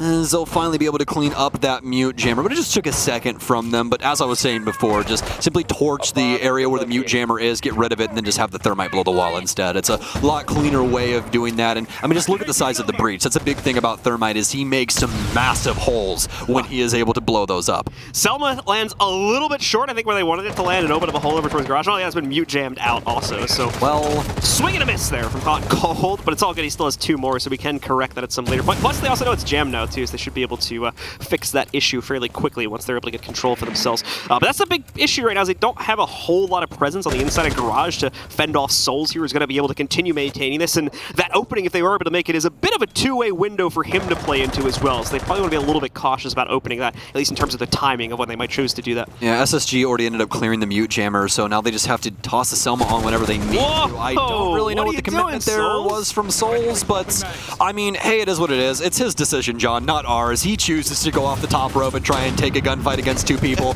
not us. We're paid to talk, he's paid to play. So Skies will obviously get free control over this space with that Selma charge down. This is going to make it super easy for Skies to walk in and get this plant that we were talking about before with CCTV. So I don't really know how this is going to go. Faze has a lot of utility still to fend off SSG in the moment. Skies is going to commit to the plant, but he's going to die. I'm going to assume that Skies had a visual bug there and started taking some damage. That tends to happen sometimes with the smoke canisters, but that's more than likely the round here for SSG. Bolts has to commit up the stairwell, but now so many Faze members falling. Somebody has got to get a hold of this case, though, as they're bearing down on the Faze members. Bolt's the last one alive, and the damage, comes through. It's 0-0 now inside of the 1 versus 2. Rampy's been down. Hot and Cold still committed to the plant. Bolt will be able to at least clean up, not even the body. Finally, he'll be able to get it, but he's traded out by Bosco. What in the hell was that round? I don't really know what happened there, but hey, it is what it is. That's one of the sloppiest rounds I have seen.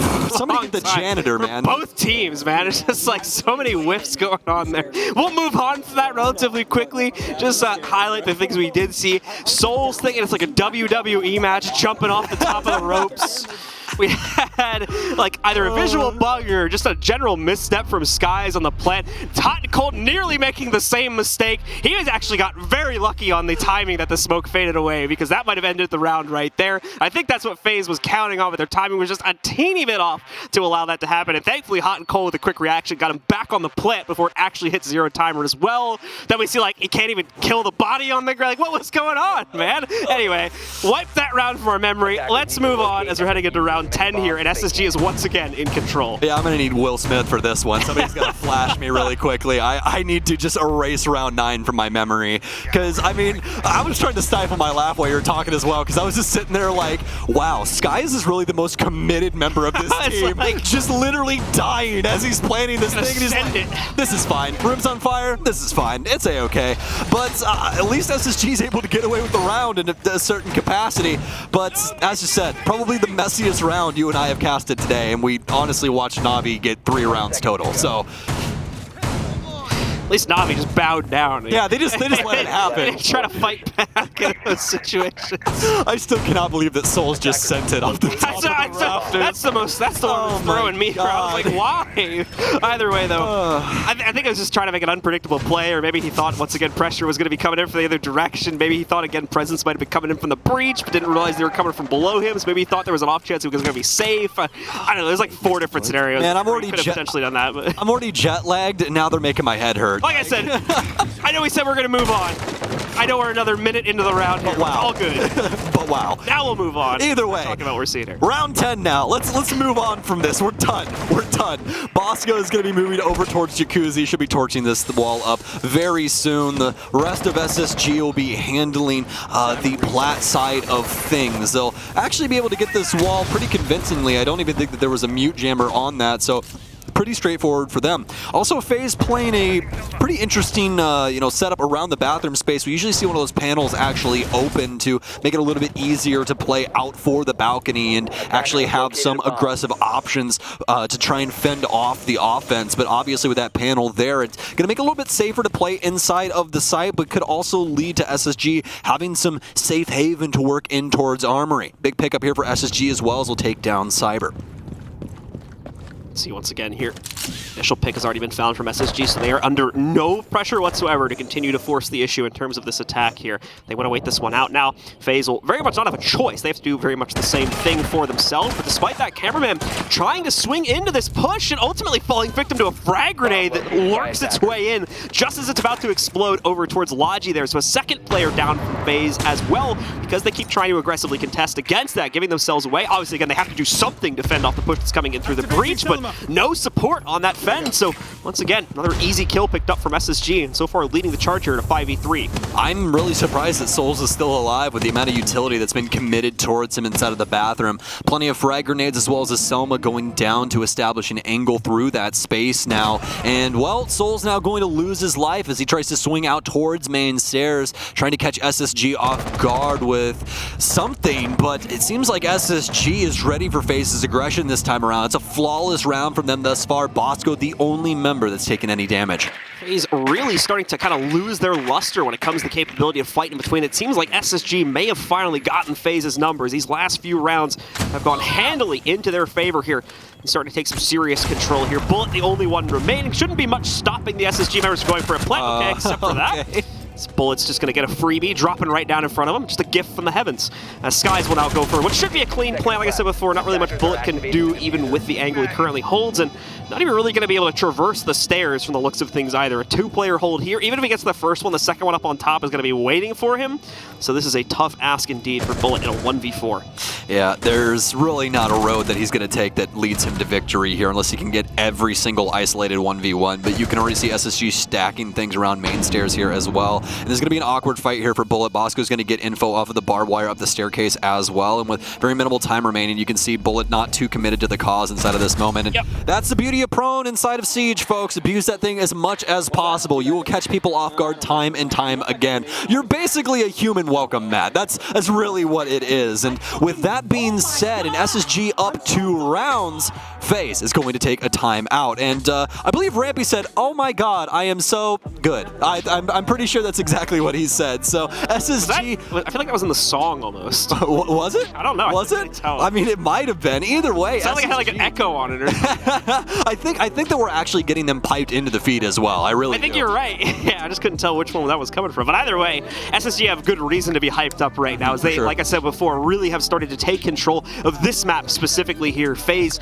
really losing all of what they were bringing to the table before, as every single opening kill seems to be going the way of SSG, and they're not having too much of an issue following that through into a closeout. Even with the kind of sloppy nature when we had 2 rounds back, it was still, for the most part, in the control of SSG during all of it there, despite Faze's attempts to bring it back. Yeah, absolutely. And honestly, for me, I mean, SSG's making me pretty happy to cast a best of 3 and go the full breadth of this, even though it is late and you and I are both jet lagged. I'm a little tired, but I'm excited to do this, man. This is what I wanted to see out of SSG on the first map. That's what I thought we were going to get on Kafe, but obviously not the case. It had to happen on Clubhouse instead. So, tactical pause should be expiring any moment here as Faze are continuing to talk through what is going wrong. You can see their coach giving plenty of input. He's going to use the full breadth of that time to be able to do it, but time has now expired, so his mic more likely going to be muted in a second or two here, and we will head, there you go, we'll head back into the game to see if Faze can rebound. A second attempt at overtime, but this time it's Faze chasing it, no longer SSG. If not, both teams will take their respective map picks, and we will go to the final one to see where exactly this series will end up in the hands of. We are headed back downstairs for Faze. We're not going to see too much of a change up in strategy. Cyber back onto the Vigil for this one. Don't see Faze getting away with too much if they do try to commit to something like a roam. We'll have to see exactly what they want to do. But obviously, as we talked about previously, and most of you know, this is the bread and butter strategy of SSG. And when you make the strategy, you should more than likely know how to counter the strategy. So we'll see if that holds true or if SSG will be taken by their own creation here inside of this one.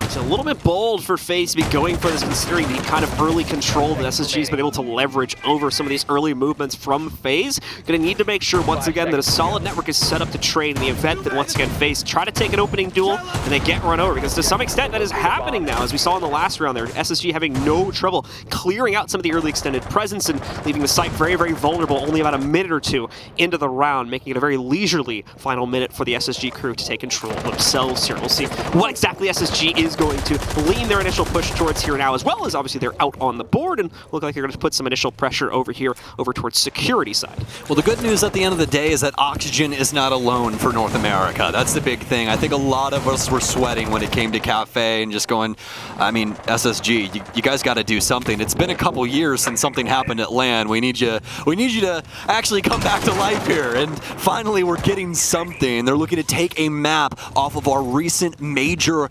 champions and the likes of Faze start beginning to break up this top floor. Skies will deal with the panels over on Jacuzzi, whereas we don't have too much of a presence from SSG over towards the east side just yet. Or actually we do, just could not see it in the initial camera. We're going to see a bit of a slow clear going on here. Fultz as well, having to take a moment to be able to take the goo mine out. It seems Astro got the intel from that and is able to lean in just when he's trying to take the pin out of his leg, picking up that opening kill. Some damage, as you guys probably caught there, was traded on to Cyber, but unfortunately not able to get the full kill. He's allowed to fall back and is probably going to take up position in the base, but I'd imagine Cameraman will do the same thing as he's lost the large majority of his life now. A huge difference in between SSG's roam and Faze's. Faze, yes, they take a lot of damage, but they're alive. That's what's important. And past everyone's that, alive. Yes, everybody's alive, and they took out the most important, influential fragger on the offense. Fultz is gone. He's 12-7-3 right now, and just to remind you, he was one of the sole proprietors of Kafe as well, alongside Hot and Cold. So they really, really need him to be up and about, but obviously they won't have him for the rest of this one. Rapido with a good minute now to clear things out on the top down is going to waste no time slamming open every opportunity he can here with this hammer in check. Fortunately, like I said, going to have to do it with a player down as Fultz will no longer be able to assist. That's also going to remove pretty much every single bit of ranged utility clear they would have had through soft breach. They're going to have to try and use something else. Might be able to take out some of it with things like Selma's, but it is going to be quite limited. You have frags though, and that'll do the job as well. Obviously, would have liked to save those to use on players, but given that we only have 40 seconds left, might not be an opportunity for that, especially with Cyber continuing to wipe out the rest of this team. That Sky's now knocked out as well. Hot and Cold begins the process of trading these kills back out, though, as he finds one against Bullet, and is going to remove the Malusi from the defense. It's truly insanity. Cyber recommitting up secret stairs, and he's able to get Skies because of it. SSG's simply not thinking anything's going to happen, and Kool-Aid Wall being abused now from SSG. Rampy's going to start the plant. Do they have any read on this at all? Cyber will be able to shut it down, and now they have case control. SSG doesn't have an answer for this, and Faze is going to be able to get the round. There's literally nothing SSG can do here as long as Faze stays alive. Faze able to get it within one here as they're looking to go to overtime. Second map in a row now, going to go all the way to the end of regulation. 12 full rounds to decide it. These two teams are certainly evenly matched in that respect here, as we've gone the full distance on both of their picks here now. I can't wait to see if we make it to a third map, how that one is going to pan out as well. But it's up to SSG at this point.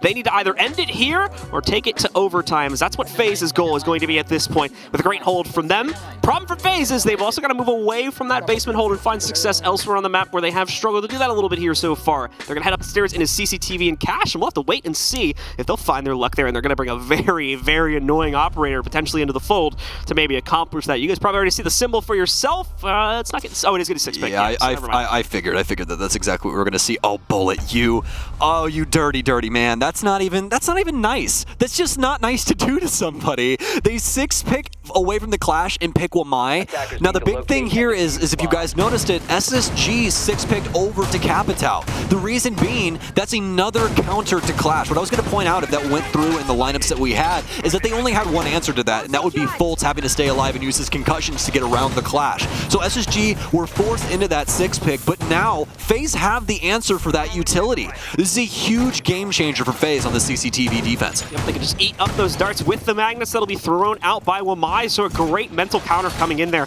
on the 6-pick Faze. But to be fair, we very rarely see those types of mind games nowadays. There's some really good stuff coming in from Faze that kind of force the hand of SSG into something that is actually going to give Faze quite a heavy advantage in the utility department when the XQ starts to come through. Yeah, I'm loving it. Ba-da-ba-ba-ba, you know. But Production's going to talk to us about our random corporations. Dude, just sponsor. Giving out 3 free sponsors. I mean, as long as you give me free sweet tea for life, we're good to go. You know, that's really what I'm committed to. Either way, though, SSG back out and onto the board here. And speaking of Fultz, he's going to be the first one that we're going to be looking into here, as he's going to be going down his checklist and what we'd seen him do previously. Claymore on secret window, and now drones inside of the actual garage space to see exactly what Faze has going on.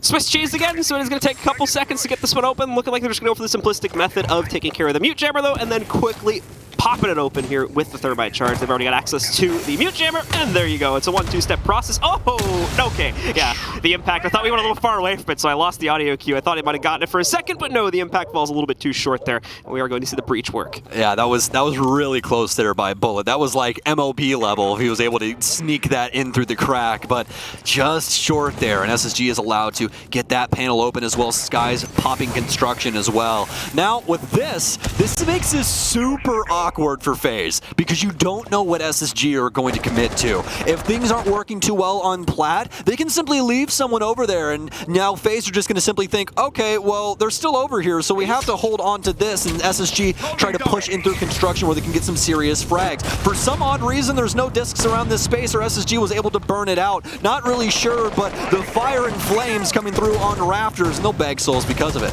The good news is the distraction in Garage has allowed for FaZe to rotate some players back over towards the side. I was getting really worried for that because we had like 2 to 3 players stacked over on the other side of construction closer to the bedroom there. And once again, you had that opening on the construction wall, so they would have had to be very cautious working their way back through that. Thankfully, again, the distraction, unfortunately, the cost of the death of souls, but the distraction has allowed for them to rotate back into some better positions here. And definitely want to keep an eye on that Malusi down below there for Astro. He's going to try to surprise this team. And okay, well, it does an impact, I'm pretty sure. That comes out against Skies. Nearly takes him out. Thankfully, it's a very quick revive, bring him back into play. But there's another impact available. You might be able to pull off the same thing here. Rampy, though, no way. Gonna try to take care of some of this utility. And yep, I was talking about it before. Here comes the Malusi. She walks right up. It's a bit of a risky fight at range, but he gets the job done. And on top of that as well, he's going to get countered back over here at the garage door by Hutton, and that puts it into a 2v2, but it's allowed for Bullet to waltz right out onto garage. Bolt seemingly had the counter, but no, he can't get the shots going against him, and now he's giving himself away. 30 seconds still to play out here as well, and no case control for him either. This is awful for SSG, and they're more than likely heading to overtime unless we can see a massive clutch come out from Fultz. Fultz has to get something done. Luckily enough, he's got a lot of bullets inside of this magazine, but not with Bullet bearing down on him.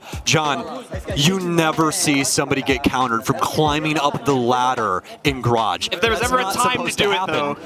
If there was ever a time to do it, 12th round.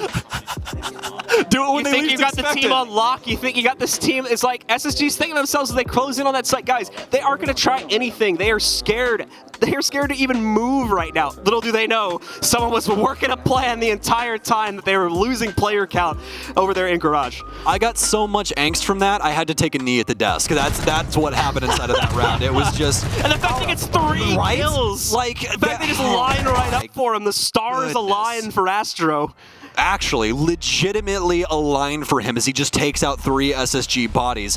That round was not FaZe's at all. I'm just gonna say that as bluntly as I possibly can. That was not FaZe's round, but they're able to just simply steal it away from SSG because of an oversight. No Claymore, no nothing on that space inside of Oil Pit because that's the last thing that you expect somebody to do inside of that moment. Good news and bad news for the SSG fans at home. SSG does get the defensive start on the overtime for this map, but obviously, again, in case anyone at home is wondering, it's not unlimited overtime. We usually reserve that for the grand finals here, so we're just using the normal 3 format.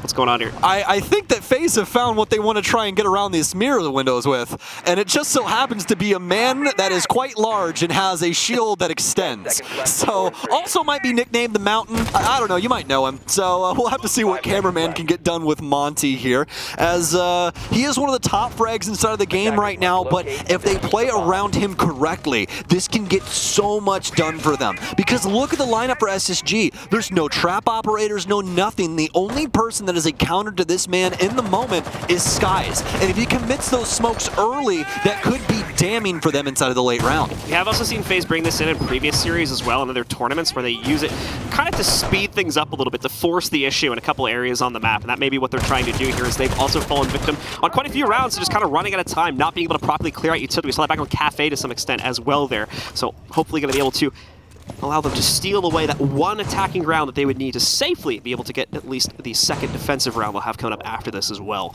We'll see if that all works out for them, though, as they're already taking up some good positioning on the top of blue. And obviously SSG will have to be very cautious of that, as they have a player mounted on the other side of the AC unit down there. And FaZe working quickly as well. I mean, just by their positioning, I thought we were about halfway through this round, but we still have a couple of moments inside of the 2-minute mark here before we even get down to it. Cyber's going to start working on the hatches. I assume the rest of the squad will, or the rest of the squad will follow suit here as we begin breaking up the kitchen floor.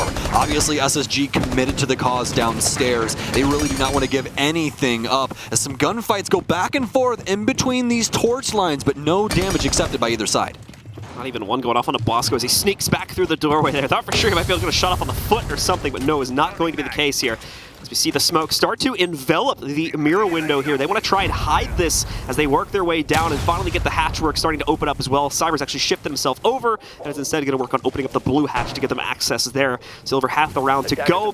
Like we said before, SSG playing into a very passive setup, so Faze will be at no lack of time here. It's just about the strategy and how they eventually work their way in that is going to decide if this is a success or ultimately a failure. They can't put it back onto time, unfortunately, because SSG's not really doing anything to waste time at this point, except for the site utility that they would have inside of the basement hold itself. Well, with camera in this position, this is telling SSG that this is more than likely going to be an armory take. But obviously, with all the Faze members still up, there's a lot of different ways that this could go. The concussion's starting to mess up cameraman there a little bit. Also, the smoke's out as he's holding the rotation here on ramping. As long as that thing's deployed, there's only nothing that they can do. And this is exactly why Monty is so potent in certain positions. He's able to move up and make it to where Rampy really can't move. And now he's got a solid read over the entirety of the site. Cyberman's going to break the mirror as well, and they've distracted SSG outright.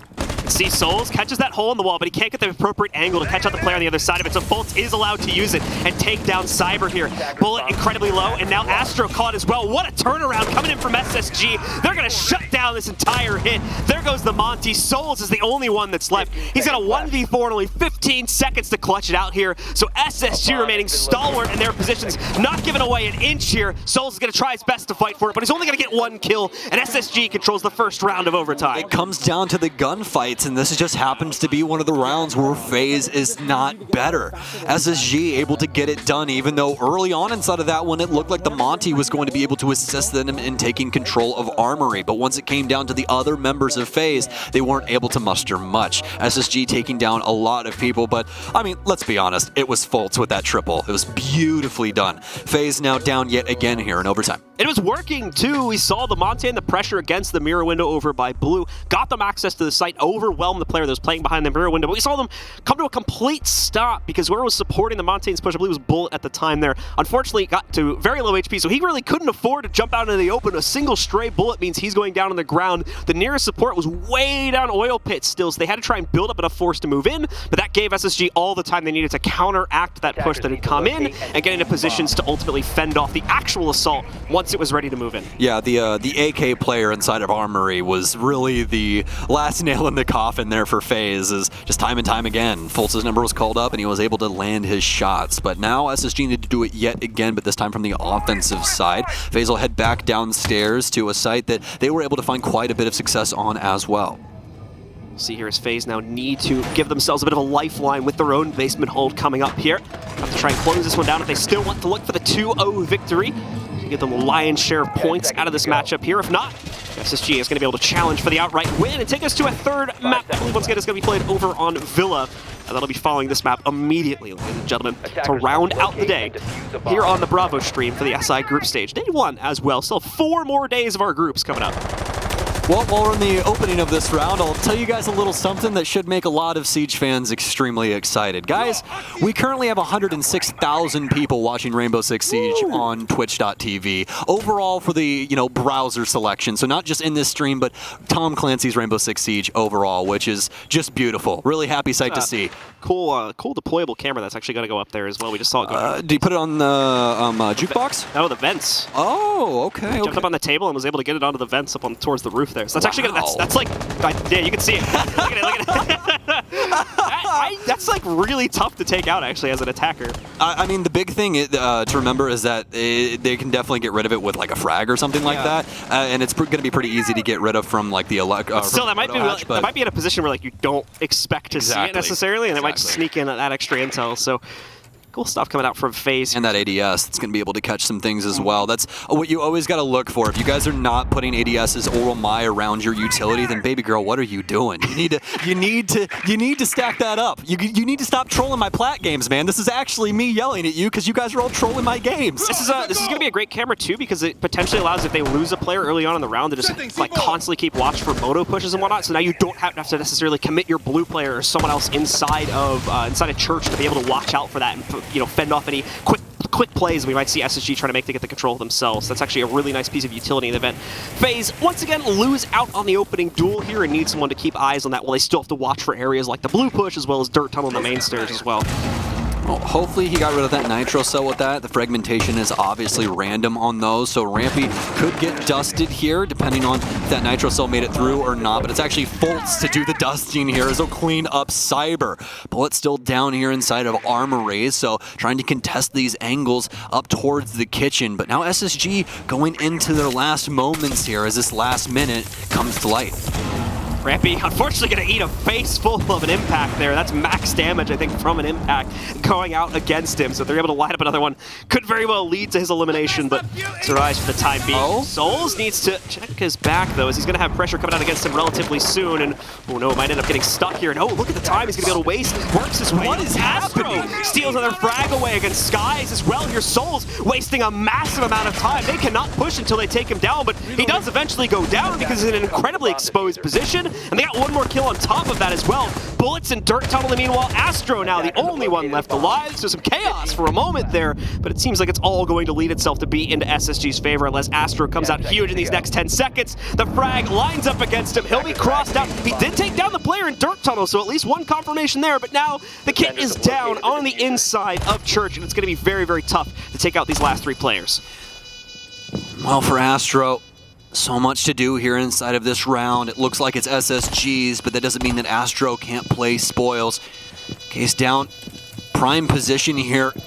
Be able to play this out from the hatch as well as the player inside of Moto. Astro committing to the plant. He'll be able to at least get one. And the good halves already coming through. Give him a second, cameraman. But yeah, you got to trust your teammate, cameraman. There's definitely some things that could be done. But as it hits 7, that's going to be all she wrote. SSG get dub house as they'll be able to get it over on Faze. So SSG come out on top, taking it all the way to overtime after finally taking a lead for themselves as well inside of regulation. They push up to 6 first, but are unable to leverage the initial win, thankfully rebounding quite nicely with the defensive advantage here in overtime. They tie us up at 1-1 and are going to send us that 3rd and final map to close out the series and close out the day over on Villa.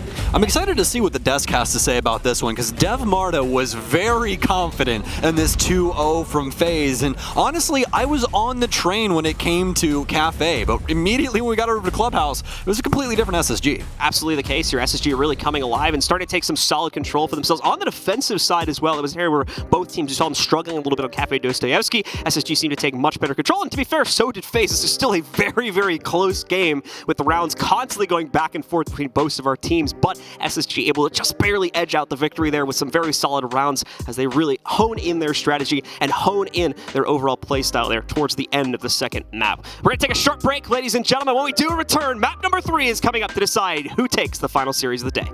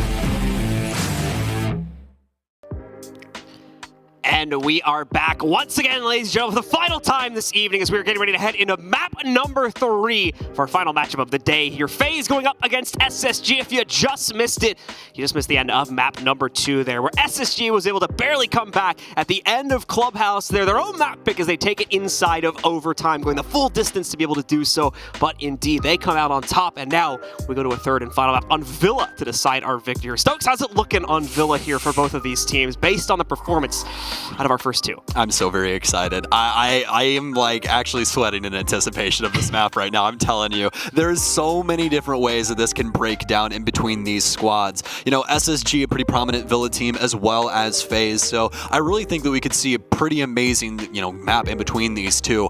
I really think it's up in the air though. You know, especially with the 2 maps that we had seen previously. Kafe, super defender-sided. Clubhouse, not so much in between these teams. I feel like Villa's going to feel a lot like Clubhouse inside of this matchup. I think so as well, and you know, even so, this map and this matchup has been incredibly close the entire way through here.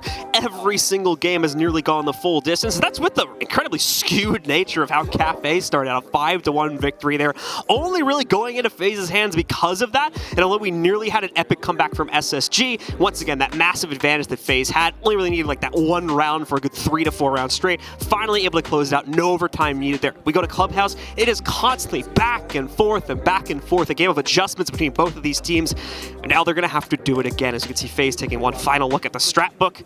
I passed by a couple of the SSG members, even they were like, man, that game was crazy on the second map there.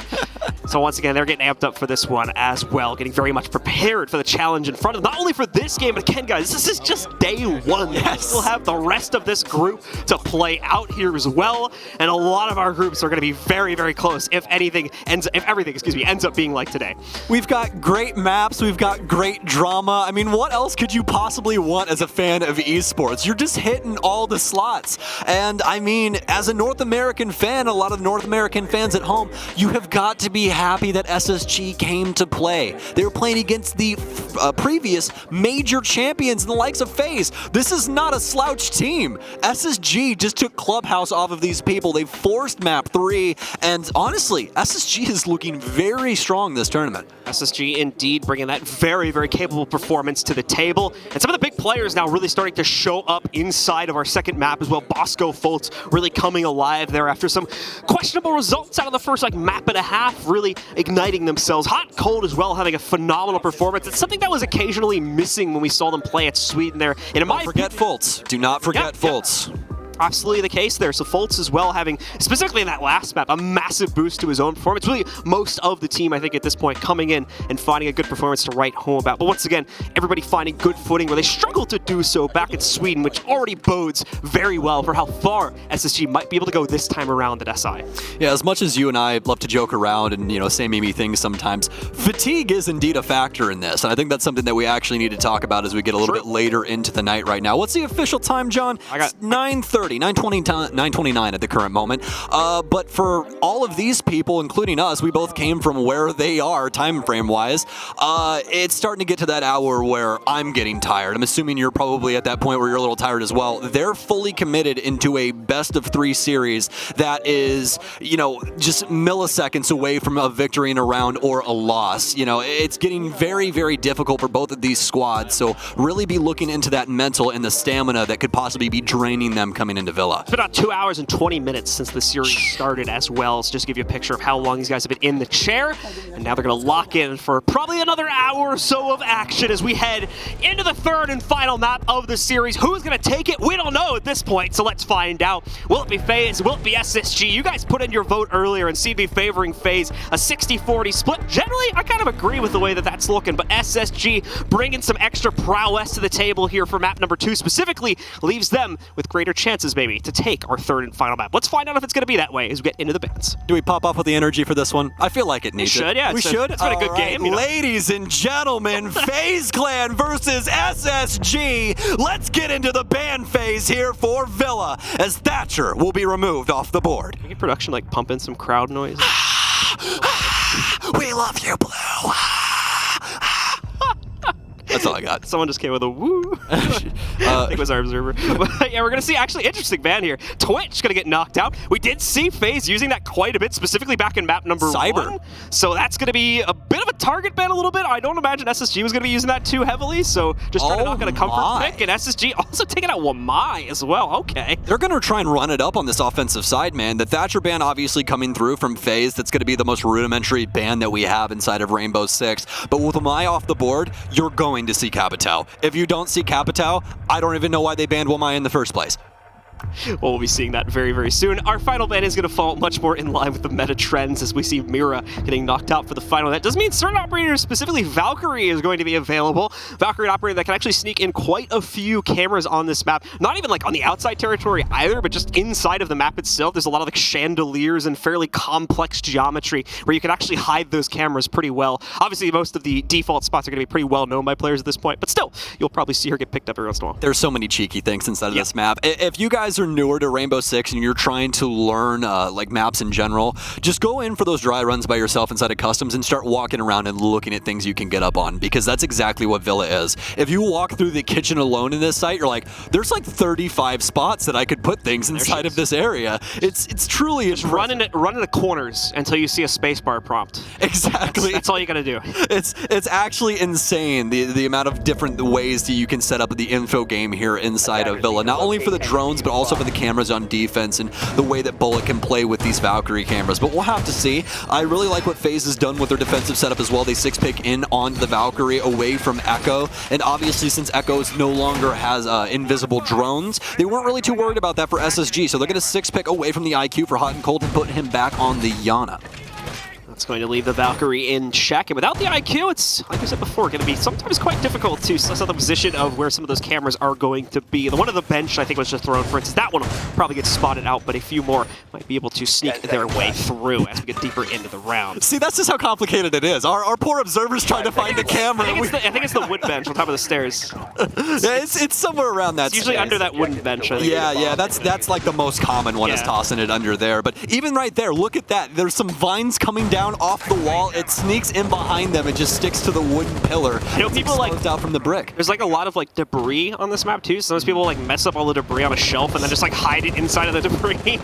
just drop it in the pile of trash. Dude, that's such a throwback to like the first couple of times that I started messing with like the destructibility in this game. I remember the first time that me and my friends like hid somebody inside of the wardrobe on Coastline and got a kill with it. Like stuff like that in this game is just so crazy, and it just makes Siege such a unique game, and that's exactly what FaZe is going to be abusing inside of this one. And speaking of abuse, Valkyrie might have her cameras out, but she's now dead. Thankfully, the utility's already been deployed, so they're not going to lose that initially here, but the potential roaming capability that is dead. However, so is Rampy. What is this Villa? As an immediate exchange has come out from Astro by Piano, so I believe that's going to be a lurk out from Art Studio to be able to find him and trade out that first kill that came in from SSG. I'm questioning everything right now. My morals, this game, I don't really know what's going on. I mean, well, they'll be able to at least trade back and forth. Rampy's going to lose his lunch. Now a minute and 45 seconds remain for these two to hash it out. SSG really focused on this mid-level here to see if there is any roamers around this space. Foltz has gotten a hold of Lobby. He's currently worried about some players around main stairs, but nobody home as of right now for FaZe. Nade goes in as we see SSG try to deploy another one from down below. A little bit off the mark this time, however, as a player on the other side, I believe Souls would have been the potential target from that. Is way too far away to be affected by it. Even aside from that, too, SSG going to continue to take more and more map control away from the FaZe targets here, but still no success in knocking any of them out aside from the initial pick they were able to get for themselves here. Another nade comes in against Souls as well, and this one is able to edge out just a little bit of damage against him. Nothing really considerable, though. It is less than a sliver of his HP, as you can see there. Doesn't even knock out the first chunk. So SSG, unfortunately, using the large majority, and in fact, pretty much all of their utility, except for the couple flashes sitting on skies, and now they'll have to slowly inch themselves towards the site and hope they took out enough with the nades they did use.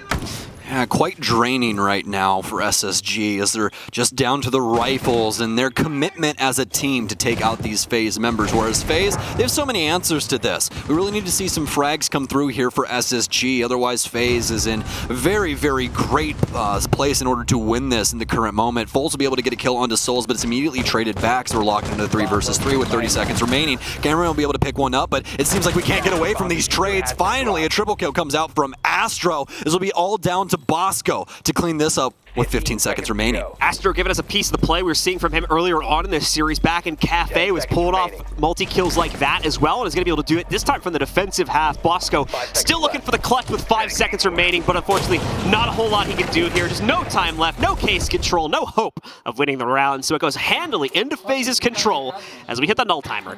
Faze's willingness to fight for map control is what saved them inside of that round. Constantly holding on to a lot of the space around the actual site made things extremely difficult, especially that SSG had to commit so hard towards the site. That swing into 90 was mostly the damning moment there for SSG, as they just lose too many bodies, and Astro obviously steps up and claims the life on top of main stairs as well. So way too difficult for SSG to get through that one. Really coming down to not only those frags, but also just that utility usage getting drained pretty early on and not being able to actually commit any more towards the site.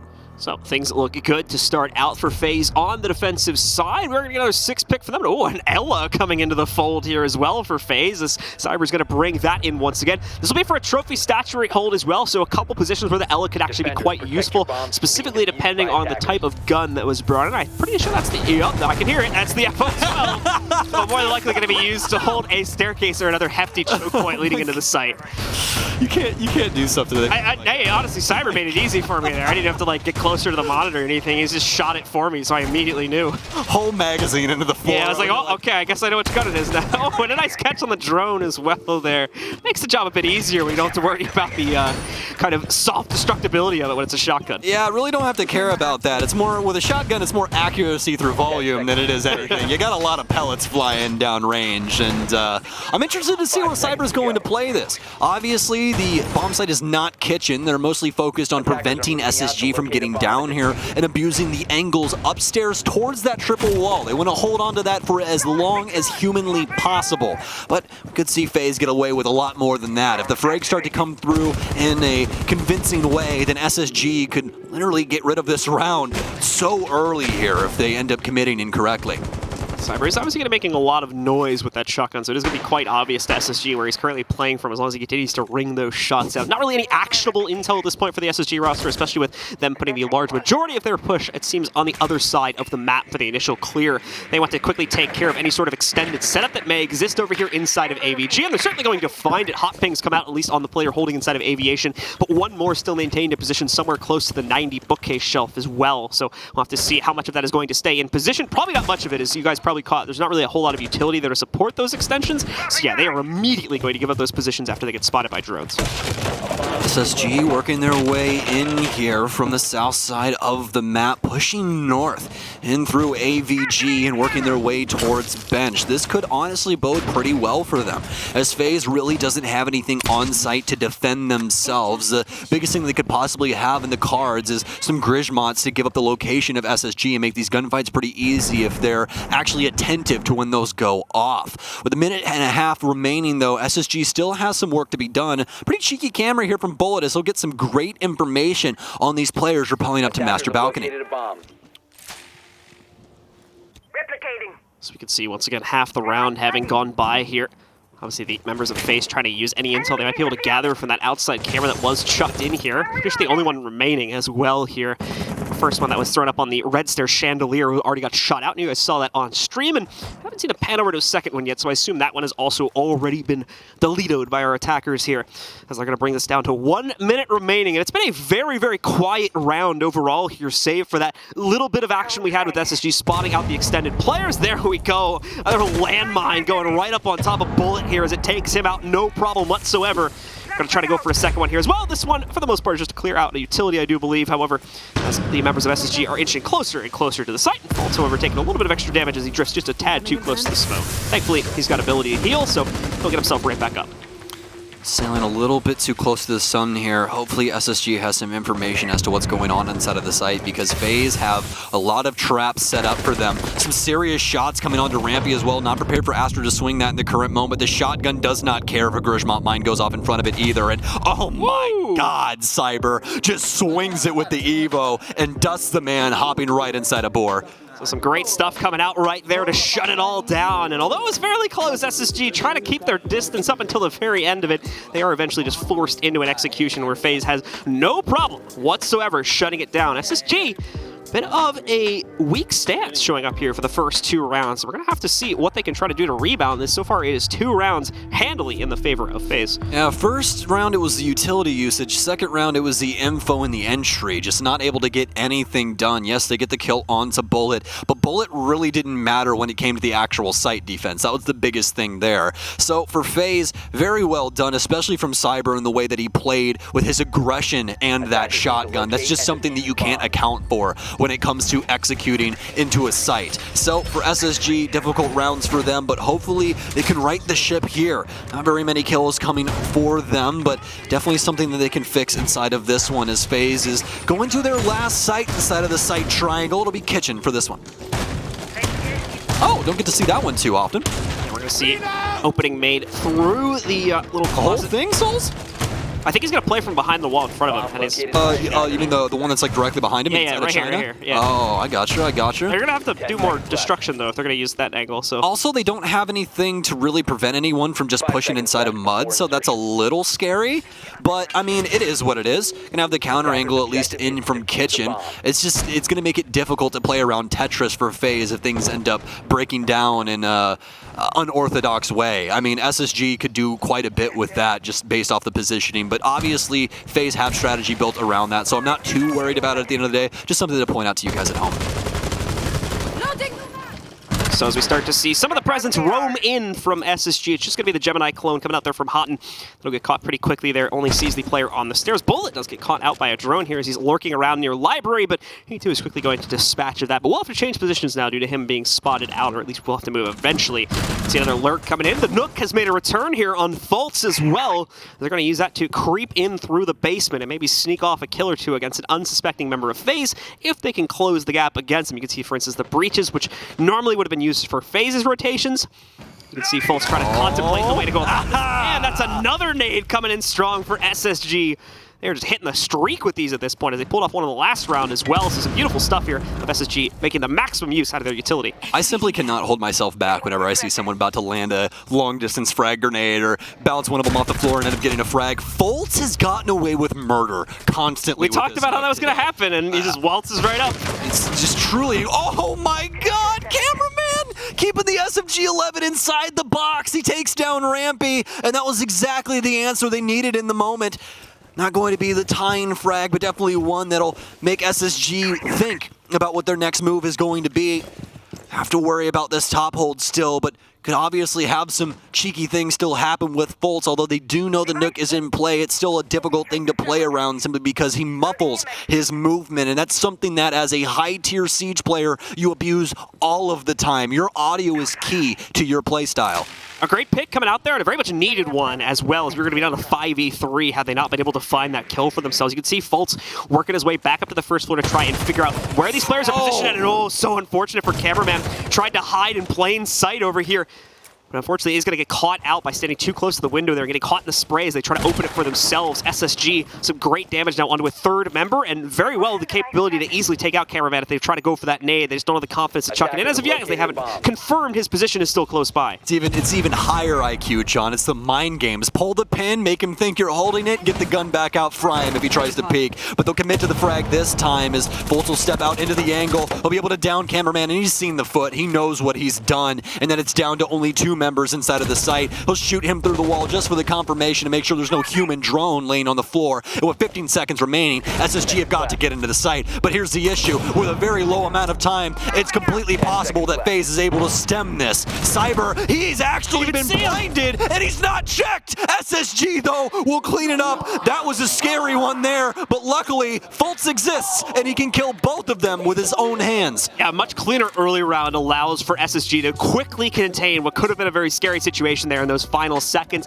The nice clean opening nade kill they got for themselves. The follow-up lurk that we saw coming up through the basement stairs on the Nook as well. Put it down to a 4v3, and from that point forward, it's just a matter of trading out towards a win, especially once they got into the site in clean fashion. Good stuff from SSG, as they are now on the board as of the third round here, putting us at a 2-1 scoreline. Faze is, of course, going to look for an immediate rebound as they start to unlock the sites they have already won previously, and that's more likely going to take them to AVG here for this upcoming round. Aviator Games, the bread and butter site for Villa. We get to see all of the time. We'll see how FaZe want to hold this, as they just gave up the first round to SSG on their offensive half, and now SSG starting to spin the operator carousel as well Fultz go away from Nook and go to a completely different play style. And by completely different, I mean night and day difference. We are now on Finca with a 100-round drum mag. So big difference between Nook and that. So we are also going to have Monty coming out for SSG as well. We didn't see them abuse this inside of the last two maps at all. Only FaZe using this operator. So the very first time here for Space Station. Double Nitro pickup coming in for FaZe as well to try to fend off some of that presence here. So it's not necessarily an assured win as of yet here for Hot and Cold to bring that kind of force the pressure in ways that we were seeing FaZe try to do back in their basement attack on our previous map as well here. Plenty of utility available for FaZe to try and stop that from being a success. You got things like, again, the Aruni gates as well. It'll slow him down and at minimum force a nade or two to be chucked out here from SSG. Just waste that flash supply that Bosco has as well as Skies. Man, I can tell that I have not been at a major event in a while. My jaw is actually starting to hurt from the amount of commentary that we've had today, but luckily enough, it has been so very exciting. Especially inside of this series as of right now. I don't think that a lot of people expected this to get as far as it has, especially as hotly contested as it has been inside of these last two maps. SSG within one as of right now. Still a lot of the offensive side to go, with still 3 rounds as we are inside of round 4. SSG currently committed over towards Master, breaking things up and trying to use this Monty to see exactly what FaZe has going on inside of the site. Gonna reach that very, very awkward point in the round here. Again, the Monty will reach the point where he can directly contest against these plays. Keep in mind, guys, this is going to be an AVG hold, not a trophy hold right now. And you've got this much presence from FaZe here, trying to fend off the clear, currently working its way through Master Bathroom. They can't do much about it, though, like I said before, because of the Monty working its way in here. They'll have to respect his position. Cameraman is in position to try and force it against him, but they don't want to take the chance on it. They just back away, bow down to the Monty, and in the process, Cameraman nearly loses his life as he goes down to about 20 HP.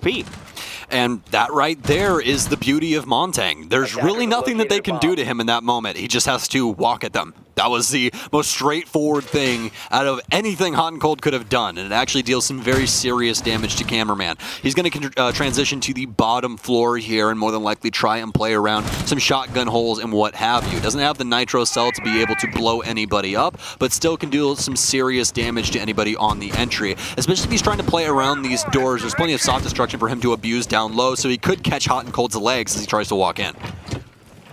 Hot and Cold still starting to peep his way into the site, see what may present itself here. Not going to find much, but you can tell they're being very cognizant of potential flank that could work its way around them. Cameraman might have been the one to do it, but now with that air jab in position on the red stairs, might think twice about doing so. As we reach near the 45-second mark, however, you're going to start to see those toxic babes work their way out. That is the bit of a kryptonite here in terms of the Montane is also potentially walk through that and waste away about half of his HP should he have himself deployed in the process. You're Hot and Cold as well. Not going to be able to easily drone himself in because of the pest sitting in the way also, so still watching out for that one also as we come down to the 30-second marker. And obviously FaZe continue to waste. Oh no! Sincerely nades himself out of existence as he panics with the shots thrown out against him, but thankfully clears himself away, so only takes that little bit of damage. You can see though they're going to be able to work their way past the smoke setup, even though it's deployed just a tad late. Cameraman gets caught down below. Bosco is also going to be able to take out Bullet in the process, and now the plan is well underway. Great support of it back over towards. No! What is going on? He walks right up. The trade does come in, and thankfully SSG still are in control, but there's only 4 seconds left. Souls can stop the plant and still win this round out, but he can't find the planter. It's going to go down on the ground, and that's pretty much the round right there. SSG should be able to claim a second. That was absolutely terrifying for SSG, but luckily enough, the scare's over. It's down to Souls. He's got very minimal HP, and more than likely a bullet headed his way when he repeaks his window, but actually it's for Bosco instead. The SMG-11 apparently still has an ACOG on it for Souls as he'll remove him from the window. But now the fun part, yes. Let's go, bro.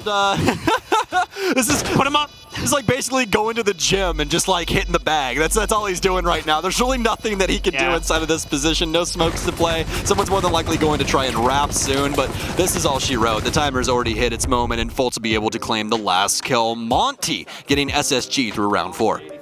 So a nice Monty pick there allows for SSG to tie us back up now at a 2-2 scoreline. It's looking a lot more like we're going to get more of that Clubhouse type of game here where these teams go back and forth. The great adjustment coming in for SSG. Not necessarily going to be able to rely on that a second time, however, so we'll see if they try to bring it in once more, as obviously the site will be changing. And no, it seems like it worked, and to be fair, all credit to them, it worked really dang well. Yeah. So I don't blame them at all for trying to bring it in against the trophy attack also. Yeah, you know, it's something that up against a team like Faze who really wants to get in your face, it's a complete counter. You can't get in the face of Monty. That doesn't work unless he's by himself or you have the utmost amount of utility to deal with that. Some nitro cells, some impacts, what have you, to try and deal with him overall. We're going to have a 6 pick coming here from Faze, getting away from the pulse and bringing in the smoke instead.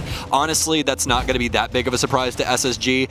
The big thing here is what he 6 picked away from. The pulse. It's going to be very important to what SSG's overall game plan is for this site. They're really going to be looking into what's going on in the basement and what's going on inside of kitchen. Because Pulse is one of those operators that if you allow it to let live, he is going to be your downfall. He is going to find all of the information as to what the offense is doing, and he's going to relay it to his team via that cardiac sensor. So Faze, really heads up play there. The big brain stuff coming out between these teams. I'm honestly loving it.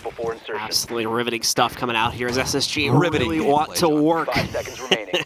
Really want Ludicrous gameplay. really want to work.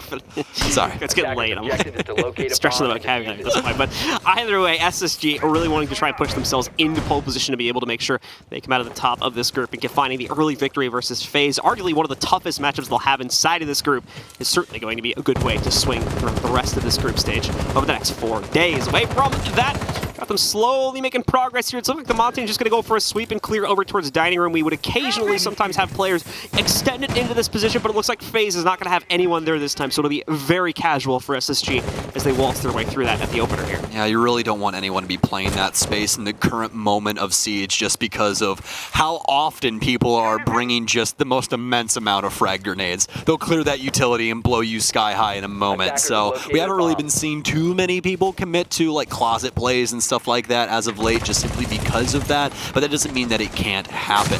Hot and Cold obviously still on this Monty. He's going to be hopping in the closet here soon here as they're trying to work their way in towards master bedroom. Already a minute gone from the round here. SSG realizing that there's pretty much minimal, if not any, presence downstairs on that first floor, so they quickly are going to move these guys up into position. Hot and Cold, just wait for the flash so he can walk himself through this laser gate here. And as well, oh, that's unfortunate as we're going to see just a tiny bit of the wall left over there from those X-Kairos as it's shot just a tiny bit too high. Shouldn't be in the world, though. This is mainly for a POV, not necessarily a rotate, so still going to be able to use it quite proficiently. And there we go. It's actually going to be X-Kairos instead of a flash that burns things out here on the laser gate for these guys. Away from that, though, it's just a bit of a standstill right now. SSG trying to build up the confidence to be able to move in. You can hear the drones buzzing around as well, as they're still trying to figure out the position of a couple players, what both of these sites look like, so they go in with the absolute maximum amount of information here and aren't going to lose anyone due to any surprises. You can see Souls realizes that the Monty's kind of on his lonesome here, so tries to contest against him, but once more, in a direct play, it's going to be a bit tough to do so. He does get the Toxic Babe Zone, and they're going to melt his HP very quickly, but Cameraman also will get caught in the process by Bosco, once again giving the opening kill over to SSG. This is a big deal as well. That's going to be astronomy control going towards SSG. Faze is backed off. Souls is over towards the south side of Statue right now with Cyber and Bullet both in the hallway of 90. Cyber's actually working his way down red in the current moment, but Rampy's going to clean up the player inside of Trophy as well. This is looking so strong for all of the players here on SSG, but here's the big issue. They've now lost their shield player. Great thing about that, though, they've been able to deal damage back to Faze. It's down to the 2 versus 3 after Cyber picks up Rampy. Good bait, specifically using the Monte to get him out in the open there and then bring players into a position where they're going to be able to nade them out once again. Bullet, though, is ready to fend off the challenge, as is Cyber. Bullet shut it down, and Cyber rotates in. Faze come back out of absolutely nowhere. SSG did not have secure positioning on the inside of Statue, and it allowed for Cyber to move in to completely thrash any hope the last member had of clutching that one out. Beautifully done there from Faze. I think that SSG had a really strong game plan coming into that. The picks especially boding pretty well for them. The biggest issue there, they didn't have the control over statuary that they really wanted, and there was no real space for them to try and commit to a plan. Faze fought back in pretty convincing fashion, and once they were able to dust the player downstairs, they knew all of those members were up top. Smokes kill hot and cold, and then they know that the remainder of SSG is more than likely around that astronomy space once they get Statue back under their control. And it's a pretty straightforward gunfight time and time again there for the Jaeger of Faze. Just being more clutch in the moment. That's really what it is. Sometimes you just got to win those. So we will see now how SSG will try to rebound against that. Is it their final round on the attacking side? Already respectful 2 rounds being picked up over the course of this half, but they can even it back out and trade once again to bring us towards a 3-3. They will certainly be happy with that. We're going to see once again the Finka brought into play by Fultz here. So those adrenal surges maybe helping out hot and cold if he gets himself into a bad situation to boost him up and allow for another push to come out from him. Faze are not feeling the retry over in AVG. They think they have good control of things over inside of the kitchen instead, so we'll try one more time to defend this before they switch off onto the attacking side on the next round here. No huge changes to their operator lineup either, still the same general ensemble of defender utility being brought. Now this right here is a Monty side if you had to pick one. This is a perfect opportunity for them to be planting behind him, especially around this laundry space. He already knew what I was gonna say. You guys see the synergy? Fantastic stuff. Either way, yeah, that's what you want to see from hot and cold inside of this round. You really want to see SSG try and get this top clear, make sure that no one can get in around that laundry hatch. That's really easy to do if you're going to try and go for this plant, because that means Faze have to commit to master, which means you just have to play the windows. Pretty straightforward for SSG, but they have to be able to actually get in towards site, which Rampy's already getting all of this info. They know a Banshee's here. This is really easy to clear out. So more than likely the game plan that we're talking about is what they're going to try and continue with. Definitely going to be some heavy presence on the drones here as they try to really secure the intel and make sure, firstly, there's not going to be any trouble if they're up on top. They need to make sure they don't get dropped down upon here if they try to directly go for that push, as you were mentioning before, inside of laundry. And unfortunately for SSG, there is a lot to clear out in that department before they feel the confidence to go for it. You got at least 2 playing around the Astro and Master area that are going to need to be dealt with or restricted in some way for being able to rotate down. You probably heard that air jab go off, and that's one way they can accomplish that. We're also seeing some X-Kairos being used to try and get easy access to the site from the inside of laundry, so they can swing directly out instead of having to do that wrap through the opening door. But it's been mute jammed, so they're not going to be able to accomplish that so easily. They need to get a piece of utility into position to be able to accomplish that, and they have spotted out the Montaigne push now too, but it is supported. Fultz might move in here, try to pick up a kill for himself if he can play behind Houghton properly. It seems that they are going to back away and choose to re-engage somewhere else, and Cyber's going to be pushed out entirely. He can't even keep himself safe. He's going to stick around though to take care of a few of the X-Kairos. Very surprised he made it out of there. Rampy maybe being a little bit overcautious in case he had a teammate peek out from the doorway or something like that. Just didn't want to take the risk, but either way,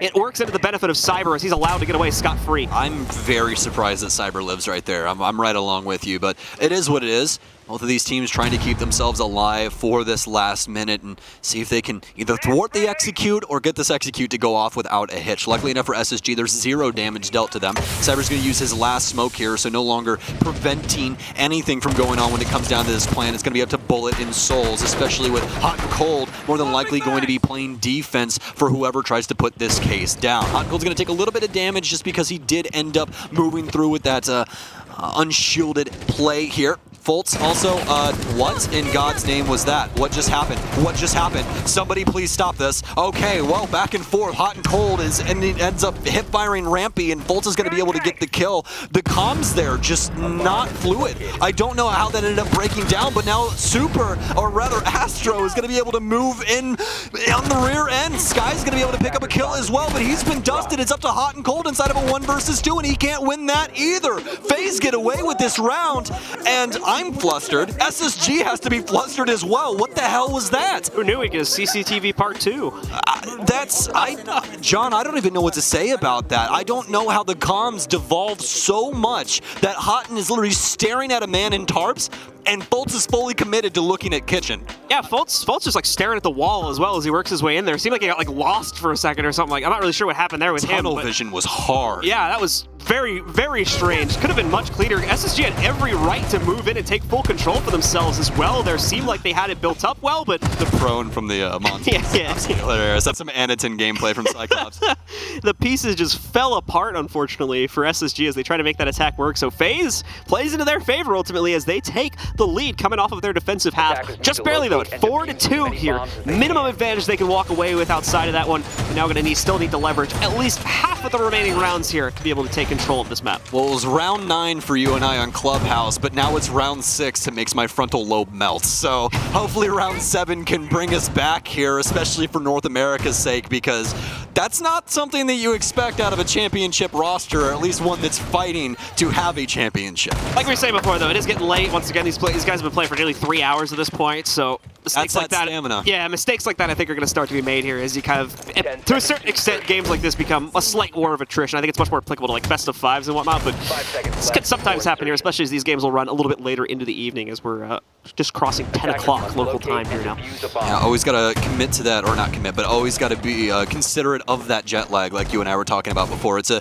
big time difference in between these two. I know that first day after travel, I was so unbelievably tired, especially because I can't really sleep on planes, so staying away for 32 hours and trying to go to bed, not really that great. And if you guys have been keeping up with the North American scene on Twitter, a lot of people have not been able to get a lot of sleep here. It's been quite difficult for them, but either way, SSG, the excuses aren't going to work for them. They need to win this map, as they're still down 2 rounds here up against Faze. Astro committing himself to some quick drone work here to see if there's going to be any extensions. He actually, ooh, this could be a mistake. He doesn't catch anyone initially, but there is certainly going to be presence on the inside. Seems like his teammates were able to suss it out, though, so he'll walk right in. Great damage on the hot, and he can't run away from it. Doesn't even realize where he's coming from. Chains it together. That's Astro. Another waltz in for him. He's pulled this off like 5 or 6 times over the course of this series, and he does it once again, just walking right up and getting himself a multi-kill. Just puts on the Lamborghinis and just walks right in, man. Like, I don't even know how that happens to SSG. This is just insanity right now. Poor SSG is getting just picked to pieces by Faze Clan as they're able to get it done yet again here. And back to the drones as well. They'll be able to suss out Rampy on red stairs, and more than likely his Grim Reaper is right around the corner. You have to worry if we're going back into like Faze's Kafe attack side at this point here, where they just walked over SSG in nearly every single round. Things have not gotten that bad yet, to be completely clear with you, but we could be heading towards that territory if SSG are not able to quickly rebound on these early round plays. Well, now with a minute and 15 left for Faze to commit to their ideals. See what they can possibly get done. Bullet now on the Rotero drones. He's looking to blow up some more things around the space. He'll get rid of at least the frost mat. Actually, no, the explosion will not do so, but I honestly don't think that he saw it in the corner either. So we could see a pretty big blunder happen here from Faze. The opportunity is definitely there for them to make some mistakes, but they still have plenty of time to not only drone this, but also commit to other parts of the map around this site. And that's what's truly important. They really need to get a read as to what's going on inside of Study and where the remainder of Space Station's members are. 40 seconds left here, so that time bank is going to start to grow a little bit desperate for Faze here, considering they don't seem to have a direct access point to the site as of yet. Can force the issue, yes, but that's normally how situations like this will teeter-totter back into the favor of the defense. They're going to just force the issue here, and Skies is very much ready for it. Cyber becomes the first victim, trying to cross directly past the Toxic Babes here. Where is the fault? Where is the utility clear? We don't seem to have much of it remaining here for Faze. The final dying seconds of the round, and they're going to fall. There we go. It's been even back out to a 3v3, primarily just because of the blockade from the Toxic Babes over at the main door. Bullet, once again, they're just falling down. They're just lambs in the slaughter at this point. Cameraman, though, turns it back around. It saves his teammate's life, but never mind. Bullet walks right back into the smoke. Rampy finds another one, and another very strange round ends up going into the favor of SSG this time. Yeah, somebody's got to get these guys some energy drinks, man. I just feel like everyone's mental is just collapsing in the moment. I don't really know what's going on for either one of these squads, but SSG, after their dub inside of round 7, will call the tac timeout and see if they can possibly discuss some things, calm down for a moment, and then recommit to this Villa match. Now, for Faze, this is also going to be some assistance towards them as well, as obviously they can talk to their coach in the moment. If anything, Faze just need to calm down here for a bit of a read. Yeah, take a breathe. Honestly, SSG needs to too after that round before this one, but obviously SSG going to be very happy with the way that played out. Utility clear in the early roam clear was great, but it didn't seem like they had anything saved for that final like 50 seconds. Like they had no plan of attack to actually get into the site, or they, like I said before, they just didn't have any actual utility to get themselves in. And then it's just one by one, they just walk right into the smoke setups. Like, guys, we gotta get in, but the whole team doesn't want to commit, so they just fall down one by one, and there's never any additional support that comes in from anywhere else. Very, very weird after such a promising start to the round. Yeah, absolutely the case, especially with the recommit to maps table. Like, I understand trying to stick stick it through the smoke if you think that you have the timing, but the recommitment back towards where you're just taking all that damage from, very questionable. You know he has all three. Like, yeah. You know that it's going to last that whole timer. You know that that's not an option. Well, actually, that was Sky's last smoke that he tossed. He burned the two earlier on the armory door, and then he had that last one and tossed it in towards maps at that last moment, and that was just the perfect opportunity, timing-wise, for him to catch him off guard with the tail end of that smoke. So, I mean, very well done from Skies and his utility management, but these last 2 rounds have just been quite questionable by both teams. It is going to be an arduous process for either one of these teams to get themselves over the finish line at this point, ending up ultimately with a 2-1 victory here, and the points that will come with that as well. We're all going to have to see as we get a nice replay going for you guys to see just exactly how that round broke down. Actually, the one before that as well. Quite a few of them coming up here as we're going to head back into the game just as we load into our 8th round and see who will come out on top of this one. SSG going to pick up this different site this time. Instead of rotating over towards Statuary, where we'd normally expect the team to go, they'll head downstairs into their own kitchen hole to see if they can find a 4th round to equalize the scoreline yet again here on the 8th. I honestly thought Souls already had that drone inside of the building. I was like, wow, that was some extreme parkour from this drone. Pretty impressive stuff, but no, it's sitting on the outside of the building. He's got like 16-inch rims on that. Yeah, something like that, right? He's got the speed boost, got the NOS button, everything, man. He's got the V8. I've got so many ponies inside of this drone. 5 seconds left. There's so many eagles screaming under this thing. That's a good operator idea. We need an operator that has a drone that can outrun the defenders. Can we get like a battle bot that literally just takes you out at the knees? It's just got like a saw. It's got a knife. Yeah, exactly. Cuts your feet off. It just like cripples you like a frost mat. You just fall over. It's like a Gumai. Like you gotta like pull the knife out of your leg. Oh, that's actually a good idea. Hey, I mean, Ubi, I'm just saying, if you guys need any new operators, if you guys want to call us in at any point, let us know. Let's get into this round, however, as we're already 30 seconds deep into the action phase for Faze, and we will see how exactly they're going to try and take control this time.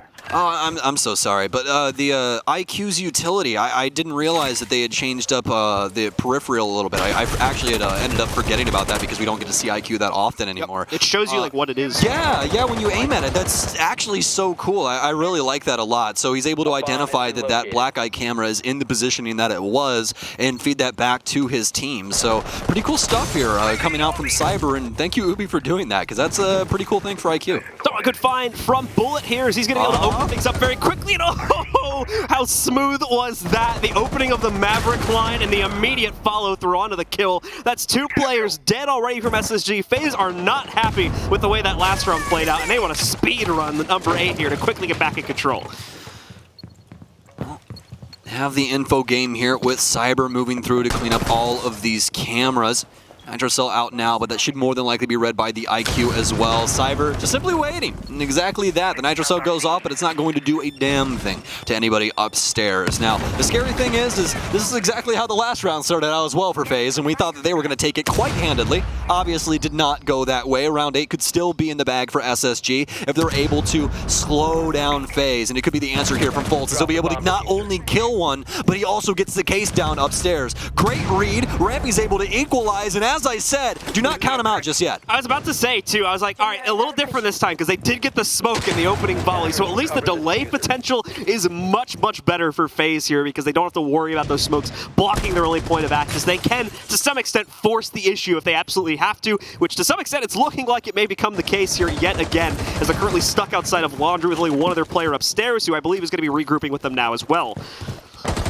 SSG are most definitely no slouches. For those of you that are more recent to Rainbow Six Esports, SSG has a history of dominance inside of not only North America, but the world. I would like to turn all of your attention back to SI 2020, where 3 of these members just so happened to lift a hammer up against one of the most potent versions of Ninjas in Pajamas that we have ever seen. I, to this day, still dream of the shots that we see on Clubhouse inside of that series, because they were landing like this. SSG, their body in FaZe. Astro's the only man alive, and he's only got 3 seconds to kill 3 people. He's just gonna dip out and play for his KD instead. Pad those stats, Faze Clan, as SSG will get another round. FaZe is phenomenal at clearing out the map everywhere except the site. Yes. For some reason. Yes. Well, I mean, that alone right there wasn't the site clear. What that was SSG recommitting to fighting FaZe. And that's exactly what needed to happen in that moment. Because if you let FaZe just simply sit upstairs and do what they want to do, you're not winning that round. Like you said, smoke's gone. There's nothing that you can really do to try and delay them any further. You have to take those fights. So with FaZe now struggling to find consistent positioning here, they are going to call for their tactical pause. And we can see it's a bit stressful for them right now because these have been some incredibly chaotic rounds. Looking back at like the last 3 to 4 now, it seemed like they were in complete control for the beginning 2 minutes of it, but then suddenly, either through aggression or missteps in terms of the utility clear, they falter, losing one player, a second. Suddenly it's even, suddenly they're at a disadvantage, suddenly they've lost the round. And it's got to be very frustrating to constantly being put through the motions of that very same chain of events time after time again. So they're going to look for a quick fix on this here in their pause, as now we are tied up at 4-4. I always love that you can tell just by the body language of the players how they're feeling in the moment. FaZe a little stressed but ready for these rounds coming up. I really feel like this is definitely not one of the moments where it's like, oh, you guys need to breathe. They're like, what do you mean breathe? We can't breathe. I think FaZe is definitely set up for some success still inside of Villa, but it's definitely gotten to the moment of being quite stressful. SSG is looking quite solid right now, and the big thing is that they have answers to what FaZe is doing across the map. And that's what you love to see if you're an NA fan. Fragging presence is nearly identical for both these teams, too. We have the score put up for our POV. I know you guys missed it, but a second ago there, we can see the stats are relatively even looking at it across the board. A bit of an outlier for Astro there as he shoots ahead at 10-4, but if you look at overall kill totals and whatnot, this has been a very, very even game here, I think. The ramp dog and Fultz on the top for SSG. Now, if you want to talk about SI 2020, that's the two who you have to talk about because that was a LAN and a half for them. As well, looks like we're getting back to basics here. Bosco starting to warm up as well, 4-7, definitely better than some of the previous maps we've seen from him inside of this series. And obviously, hot and cold, actually at the bottom of the scoreboard right now. This is not something that we really see from him that often, especially with this iteration of SSG, and especially with his showing through all of 2021. He was the best player inside of North America, hands down, time and time again. Seems like, as we've seen, though, when it comes to international events, whether it's jitters or something else, as he's like maybe focusing a little bit more heavily on the leadership roles or something like that, he tends to fall off a little bit. But I mean, even inside of the series, we've seen him have good rounds. I think back on map number 2, he was really pushing the team forward in quite a few situations, and he was a big piece of the potential comeback that was happening on the first map too. Once we got into the second half there, so certainly we've seen him. But as far as this map is concerned, yeah, a little bit light in terms of the fragging potential that's been coming out from him. But that's okay again, considering he fulfills the leadership position for the squad. Yeah, absolutely. Him and Skies do a bang-up job when it comes to SSG's leadership roles. But as just a reminder, not only for you and I, but those at home, because I honestly forgot when committing or like considering the scoreline, he did play Monty for most of the offensive half as well. That's true too. So yeah, like that's going to pull away a lot of things. Hey, it is getting late for everybody here. So my memory has like a 2-minute timer. Exactly. Hopefully that is exactly what both of these teams have as well, because they want to forget all of these rounds before and commit to what's going on in the moment. That is something that's very difficult to do in any competitive sport at all. You have to let that water flow off your back. Do not overthink things. You can do that later when the game's over. Don't do it in the moment. FaZe, unfortunately, not just having the SSG touch when it comes to those frag grenades as of yet. They'll chuck a few in way too early here. No members of FaZe going to be, or no, no members of SSG, I should say, going to end up getting caught out by that. We will see Cyber take some heat over here towards the kitchen, however, as a player pushes out against him from Pantry. It's going to be Rampy quickly dashing away after he connects onto that damage. Doesn't want to risk his own life this early on in the round here. If SSG can keep a player advantage going for themselves, that's even better considering they've already been at a deficit and have been able to still win at least the last 2 rounds in a row here. Nade, I think, was being cooked to go in, but no, it's a flash. He doesn't have nades on this. Oh, that's right, yeah. Yeah, he's got flashes for some odd reason, but the scary thing is I have no idea what this is for, but I mean, FaZe is doing something.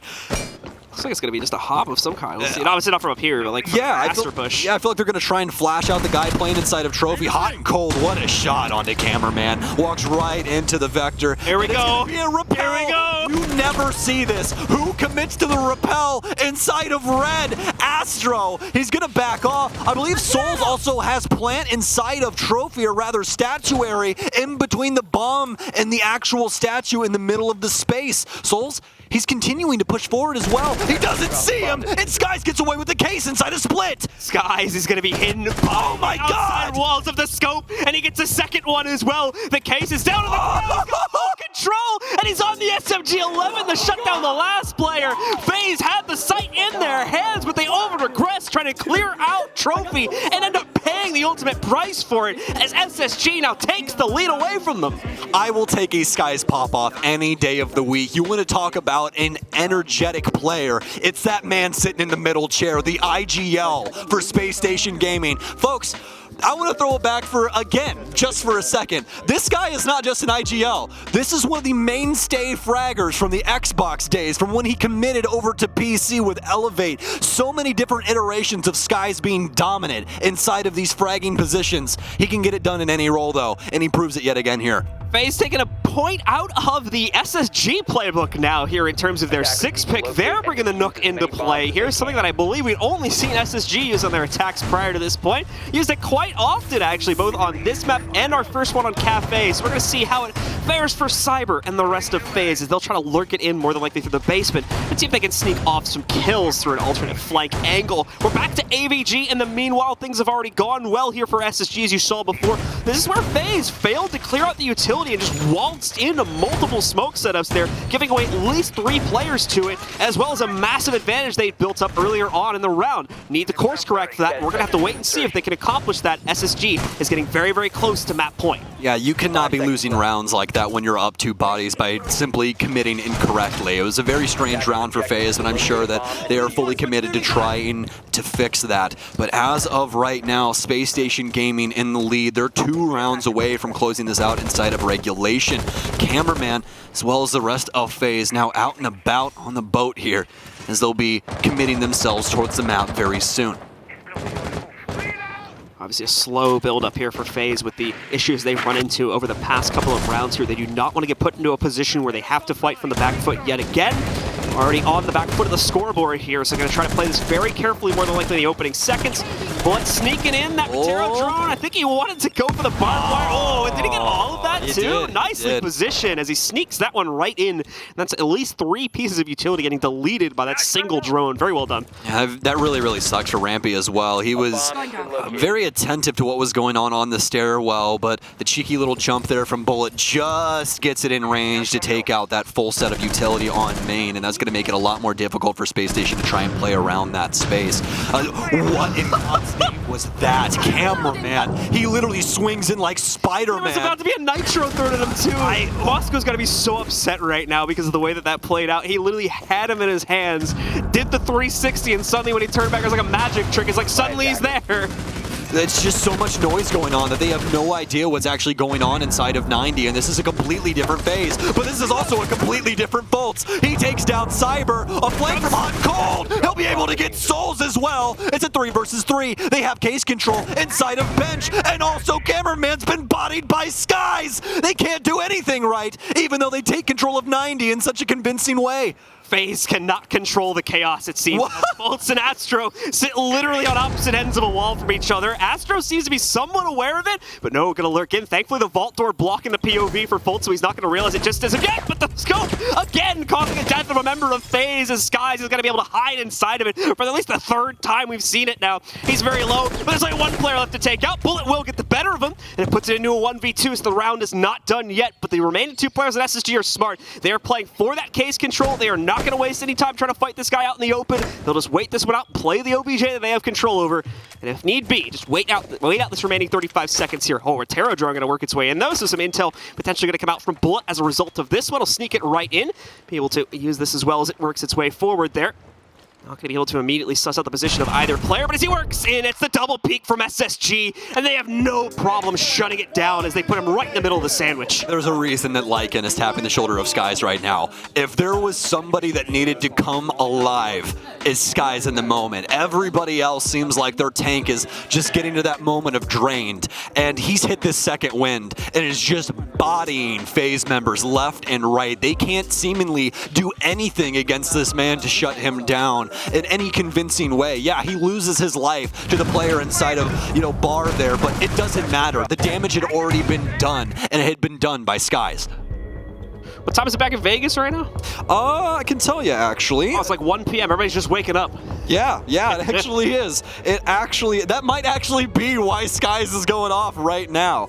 For me at home, obviously, you would be 2 hours behind me, my friend. It is currently 3:19 p.m. in Dallas, which means it is 1:19 p.m. in the beautiful desert of Las Vegas. Just in case anyone's tuning in and is a little bit unfamiliar with why I'm bringing up Vegas, all of the North American teams currently, the pro teams that is, currently reside in Las Vegas. So that's where they all traveled from for this event, and what their home time zone is more than likely set to their sleep schedules and stuff like that. Either way, unimportant details, we work our way forward here. SSG now on map and match point after getting run over on the initial half of this series here at a 1-5 deficit. Nearly brought that back, but failed to. Rebounded for a second time on their own map choice of Clubhouse, and now about to do it once again here on the third and final map to decide the series to give them a 2-1 victory. I mean, if you're liking right now, you have to be happy as a clan with the results that we're seeing in this moment. Even if FaZe end up coming back and pushing this to OT and some crazy things happen, Space Station is just looking so stellar as of right now. And guys, just to remind you, this is day 1. We still have 4 more days of group stage,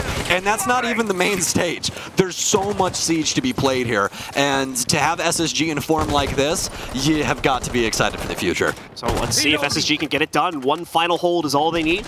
We are going to be playing it downstairs, I believe, in the kitchen site for these guys, and we'll have to wait and see if they'll be ready to play this one out and hold it, as they'll have the extension up onto the second floor too.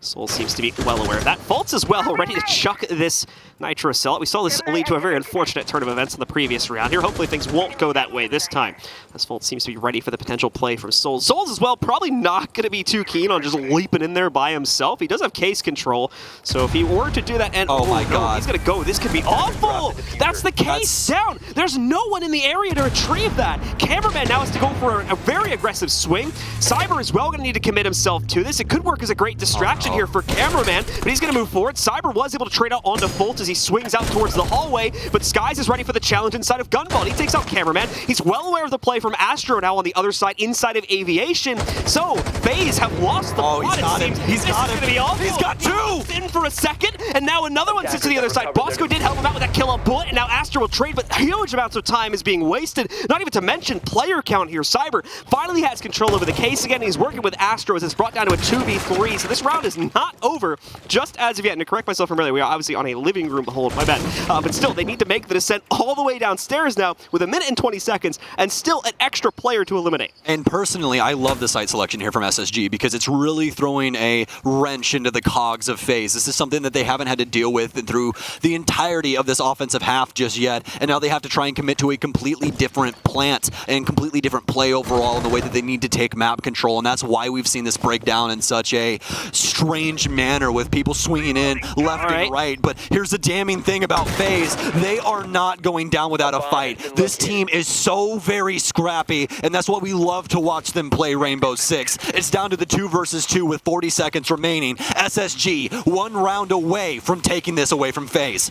Bosco ready to hold on the inside of Art Vault now. Drones will find out his position, but look again. Those smoke, the Toxic Babes, still 2 were available for Bosco. Chucks one out towards the door. That's going to force a rotate for Cyber to try and work his way in. A good nade, though, going to be chucked forward. Not going to deal the damage necessary, but it does mask the sound of the plant slightly. So if SSG didn't catch that here, they could be in trouble as it's going down. Astro reads into the rotate, takes out one, and then gets the second as well. What a comeback from FaZe as they're staying in this, going all the way to 12 rounds for the 3rd consecutive match.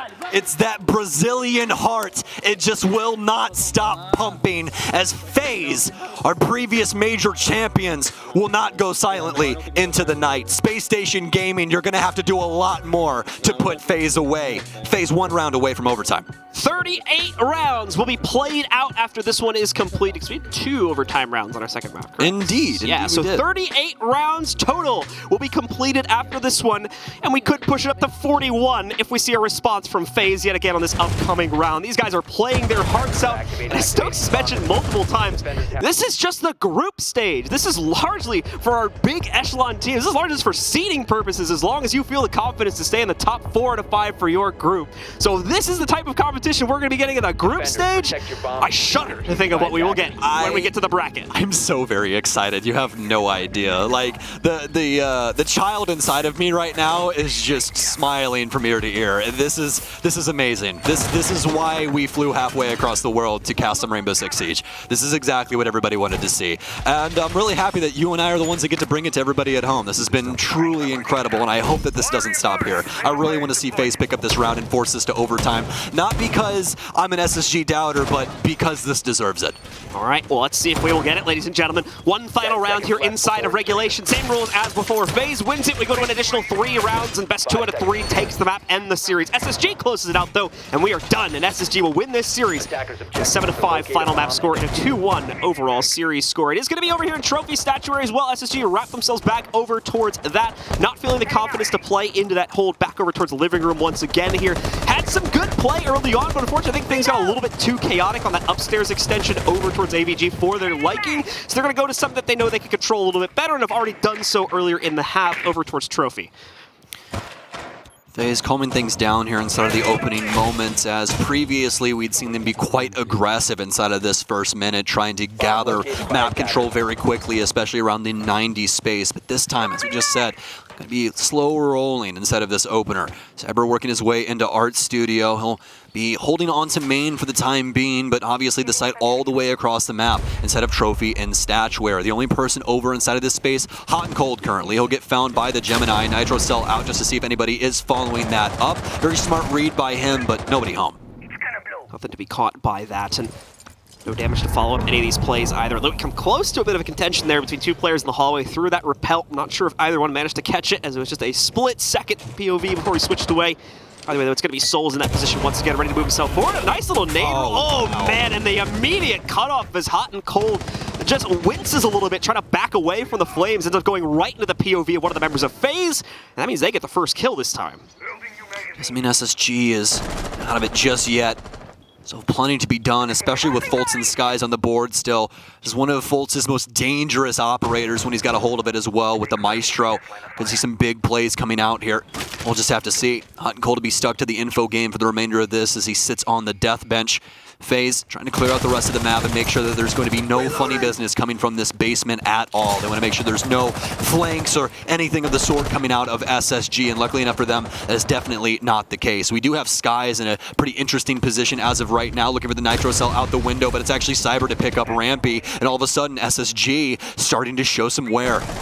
Another one for FaZe here. SSG seems to have maybe lost their own prowess a little bit. Just as I say that, though, Bosco with the mind read absolutely decimates Cyber as he tries to go over towards the basement hold. But here comes the response as Astro waltzes right in, Bullet supporting him as well. Bolt's now the only member standing for SSG, and we will go to a second consecutive overtime to decide the series as FaZe brings it back to a 6-6 deadlock score.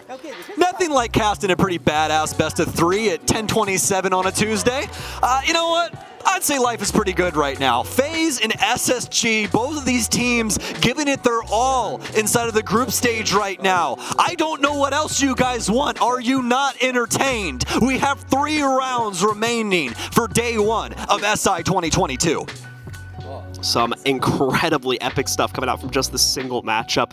Great way to end day number 1 here, and a great way to get you guys prepared for the rest of the week as well here. 8 more matches will be teed up tomorrow morning, both here on the Bravo stream, as well as, of course, over on our main stream. We'll have the command center in between all of our series to break it down. We'll also, of course, be going back to them for one final breakdown after this game as well, so make sure you don't go anywhere at the conclusion of this one, as we'll have lots of insight from our analysts on this absolutely insane series that's been playing out so far. But like we said before, 3 more rounds up on the board. Whoever takes 2 walks home with the win in this series. A lot of people coming into this matchup, including myself, thought that this was going to be a 2-0 for FaZe. We currently sit at overtime on the 3rd map of this series in between these two, with an SSG that we have not seen in years. I have goosebumps literally all over my body. This is It's just so immense. It's incredible right now. Certainly in character to a certain extent for SSG. The wins we've seen from them at the past major were all very, very close as well, with their opponents getting a minimum of 4 rounds against them in any map that they would ultimately win back at the Sweden major. The only best of 3 they played though was against NIP, and we saw them immediately get eliminated 2-0, with some close maps played there as well. Seems like this time though they have shown up with a much, much stronger sense of their game and sense of their own strategy, as you can see them contesting against the most recent major champions, going all the way to a full 3-map overtime to try and take a win away from these guys. A difficult call as to what this really favors for either side right now, since we have just started the technical best of 3 inside of overtime round-wise. Faze will be playing 2 offenses if we go that far, and SSG will be playing 2 defenses. But with the way that these rounds have been breaking down, there's really no way to say who this is going to favor. We're just going to have to see it on a moment-by-moment basis. Faze will be clearing out the bottom floor here over on the south side just to make sure that there's, once again, no funny business from SSG with possible nitro cells or anything else. Gonna have Bullet breaking up the walls inside of the space down low. We'll more than likely see exactly why a little bit later on. Cyber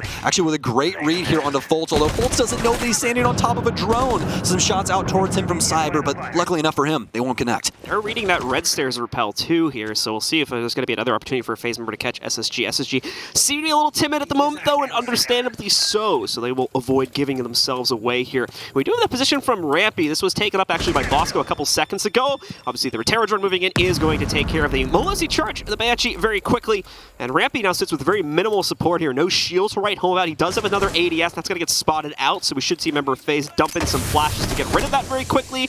I was going to see at least one Toxic Babe work its way out from Skies. Actually, the second one overall been used in this round. Nades going out, but the pings are way off the mark in terms of trying to find any players here. Might have still been used to deal with utility, though. We didn't get to see that from up on top, so a very good possibility for that, as it was right behind the bar, right close to the stairs here. There we go. That nade's going to land on a player, though, as it catches Bosco this time. And now they still have to contest against Rampy on the stairs, but that's not going to be too much of a problem, as Souls immediately wipes him off the board on the first contest. They had the collapse from Astro up top as well, and with a minute remaining, I believe SSG has given up too much. Faze has so many options here to be able to hunker down onto SSG and really deal some serious damage to these site players. You can already see some damage done to Hot and Cold, and now he's been dusted by Souls. Cyber gets finally taken down from Fultz, but he's going to have a Herculean effort to be able to get through this one. They do not want to give Faze this round. A smoke out here from Skies. Souls will take down Fultz. It's been a triple for Souls as the damage is starting to take away for Skies, but now Bullet with the plant. He's already halfway through it, and that'll be down for Faze. It's a 1 versus 3 for Skies, SMG-11 in hand.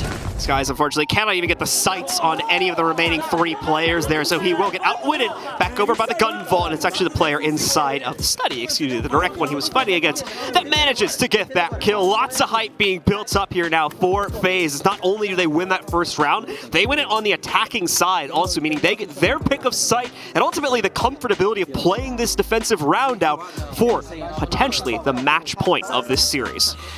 SSG was on the precipice of stealing away this best of 3 from Faze, as basically everyone around the world thought that Faze was going to take this, but now Faze finally have fought back, clambered to this moment for a 7-6 inside of overtime. They're 1 round away from finally shutting all of us up and taking this series. But either way, if you break this down, this has just been truly insane from both of these teams.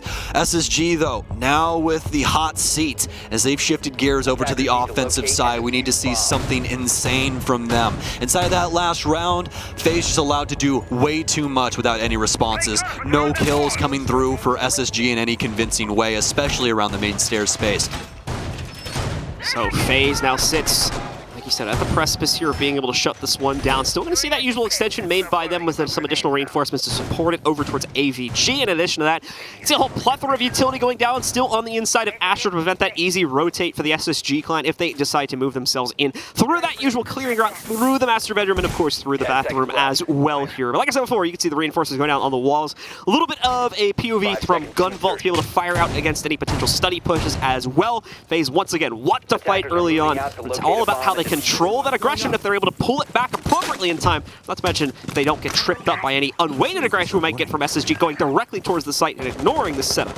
Well, no one's going to be sneaky-beaky around these staircases, as we've got quite a few Banshees being set up around this area. SSG, though, might be committing in a different fashion as they're looking towards Kitchen in the moment.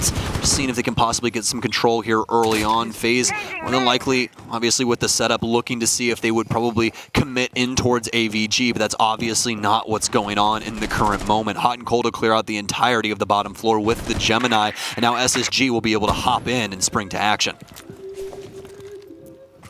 See, Bolts just doesn't like that radio. Get rid of it. Opera music sucks. Terrible. Alexa, play Little Uzi Vert. He's not a vinyl fan. So get rid of that. Yeah, unfortunately, just kind of an annoying piece of sound there that normally would get taken out by the defenders in most rounds there. But yeah, just taking care of that real quickly in case anyone's wondering why he specifically went and did that very quickly there. But either way, we'll move forward and see once again if SSG is able to put the pressure forward this time. We're going to see the Gemini clone fade away. Will not be able to successfully spot out Cyber, but obviously the follow-up drone is going to get some good POV onto him.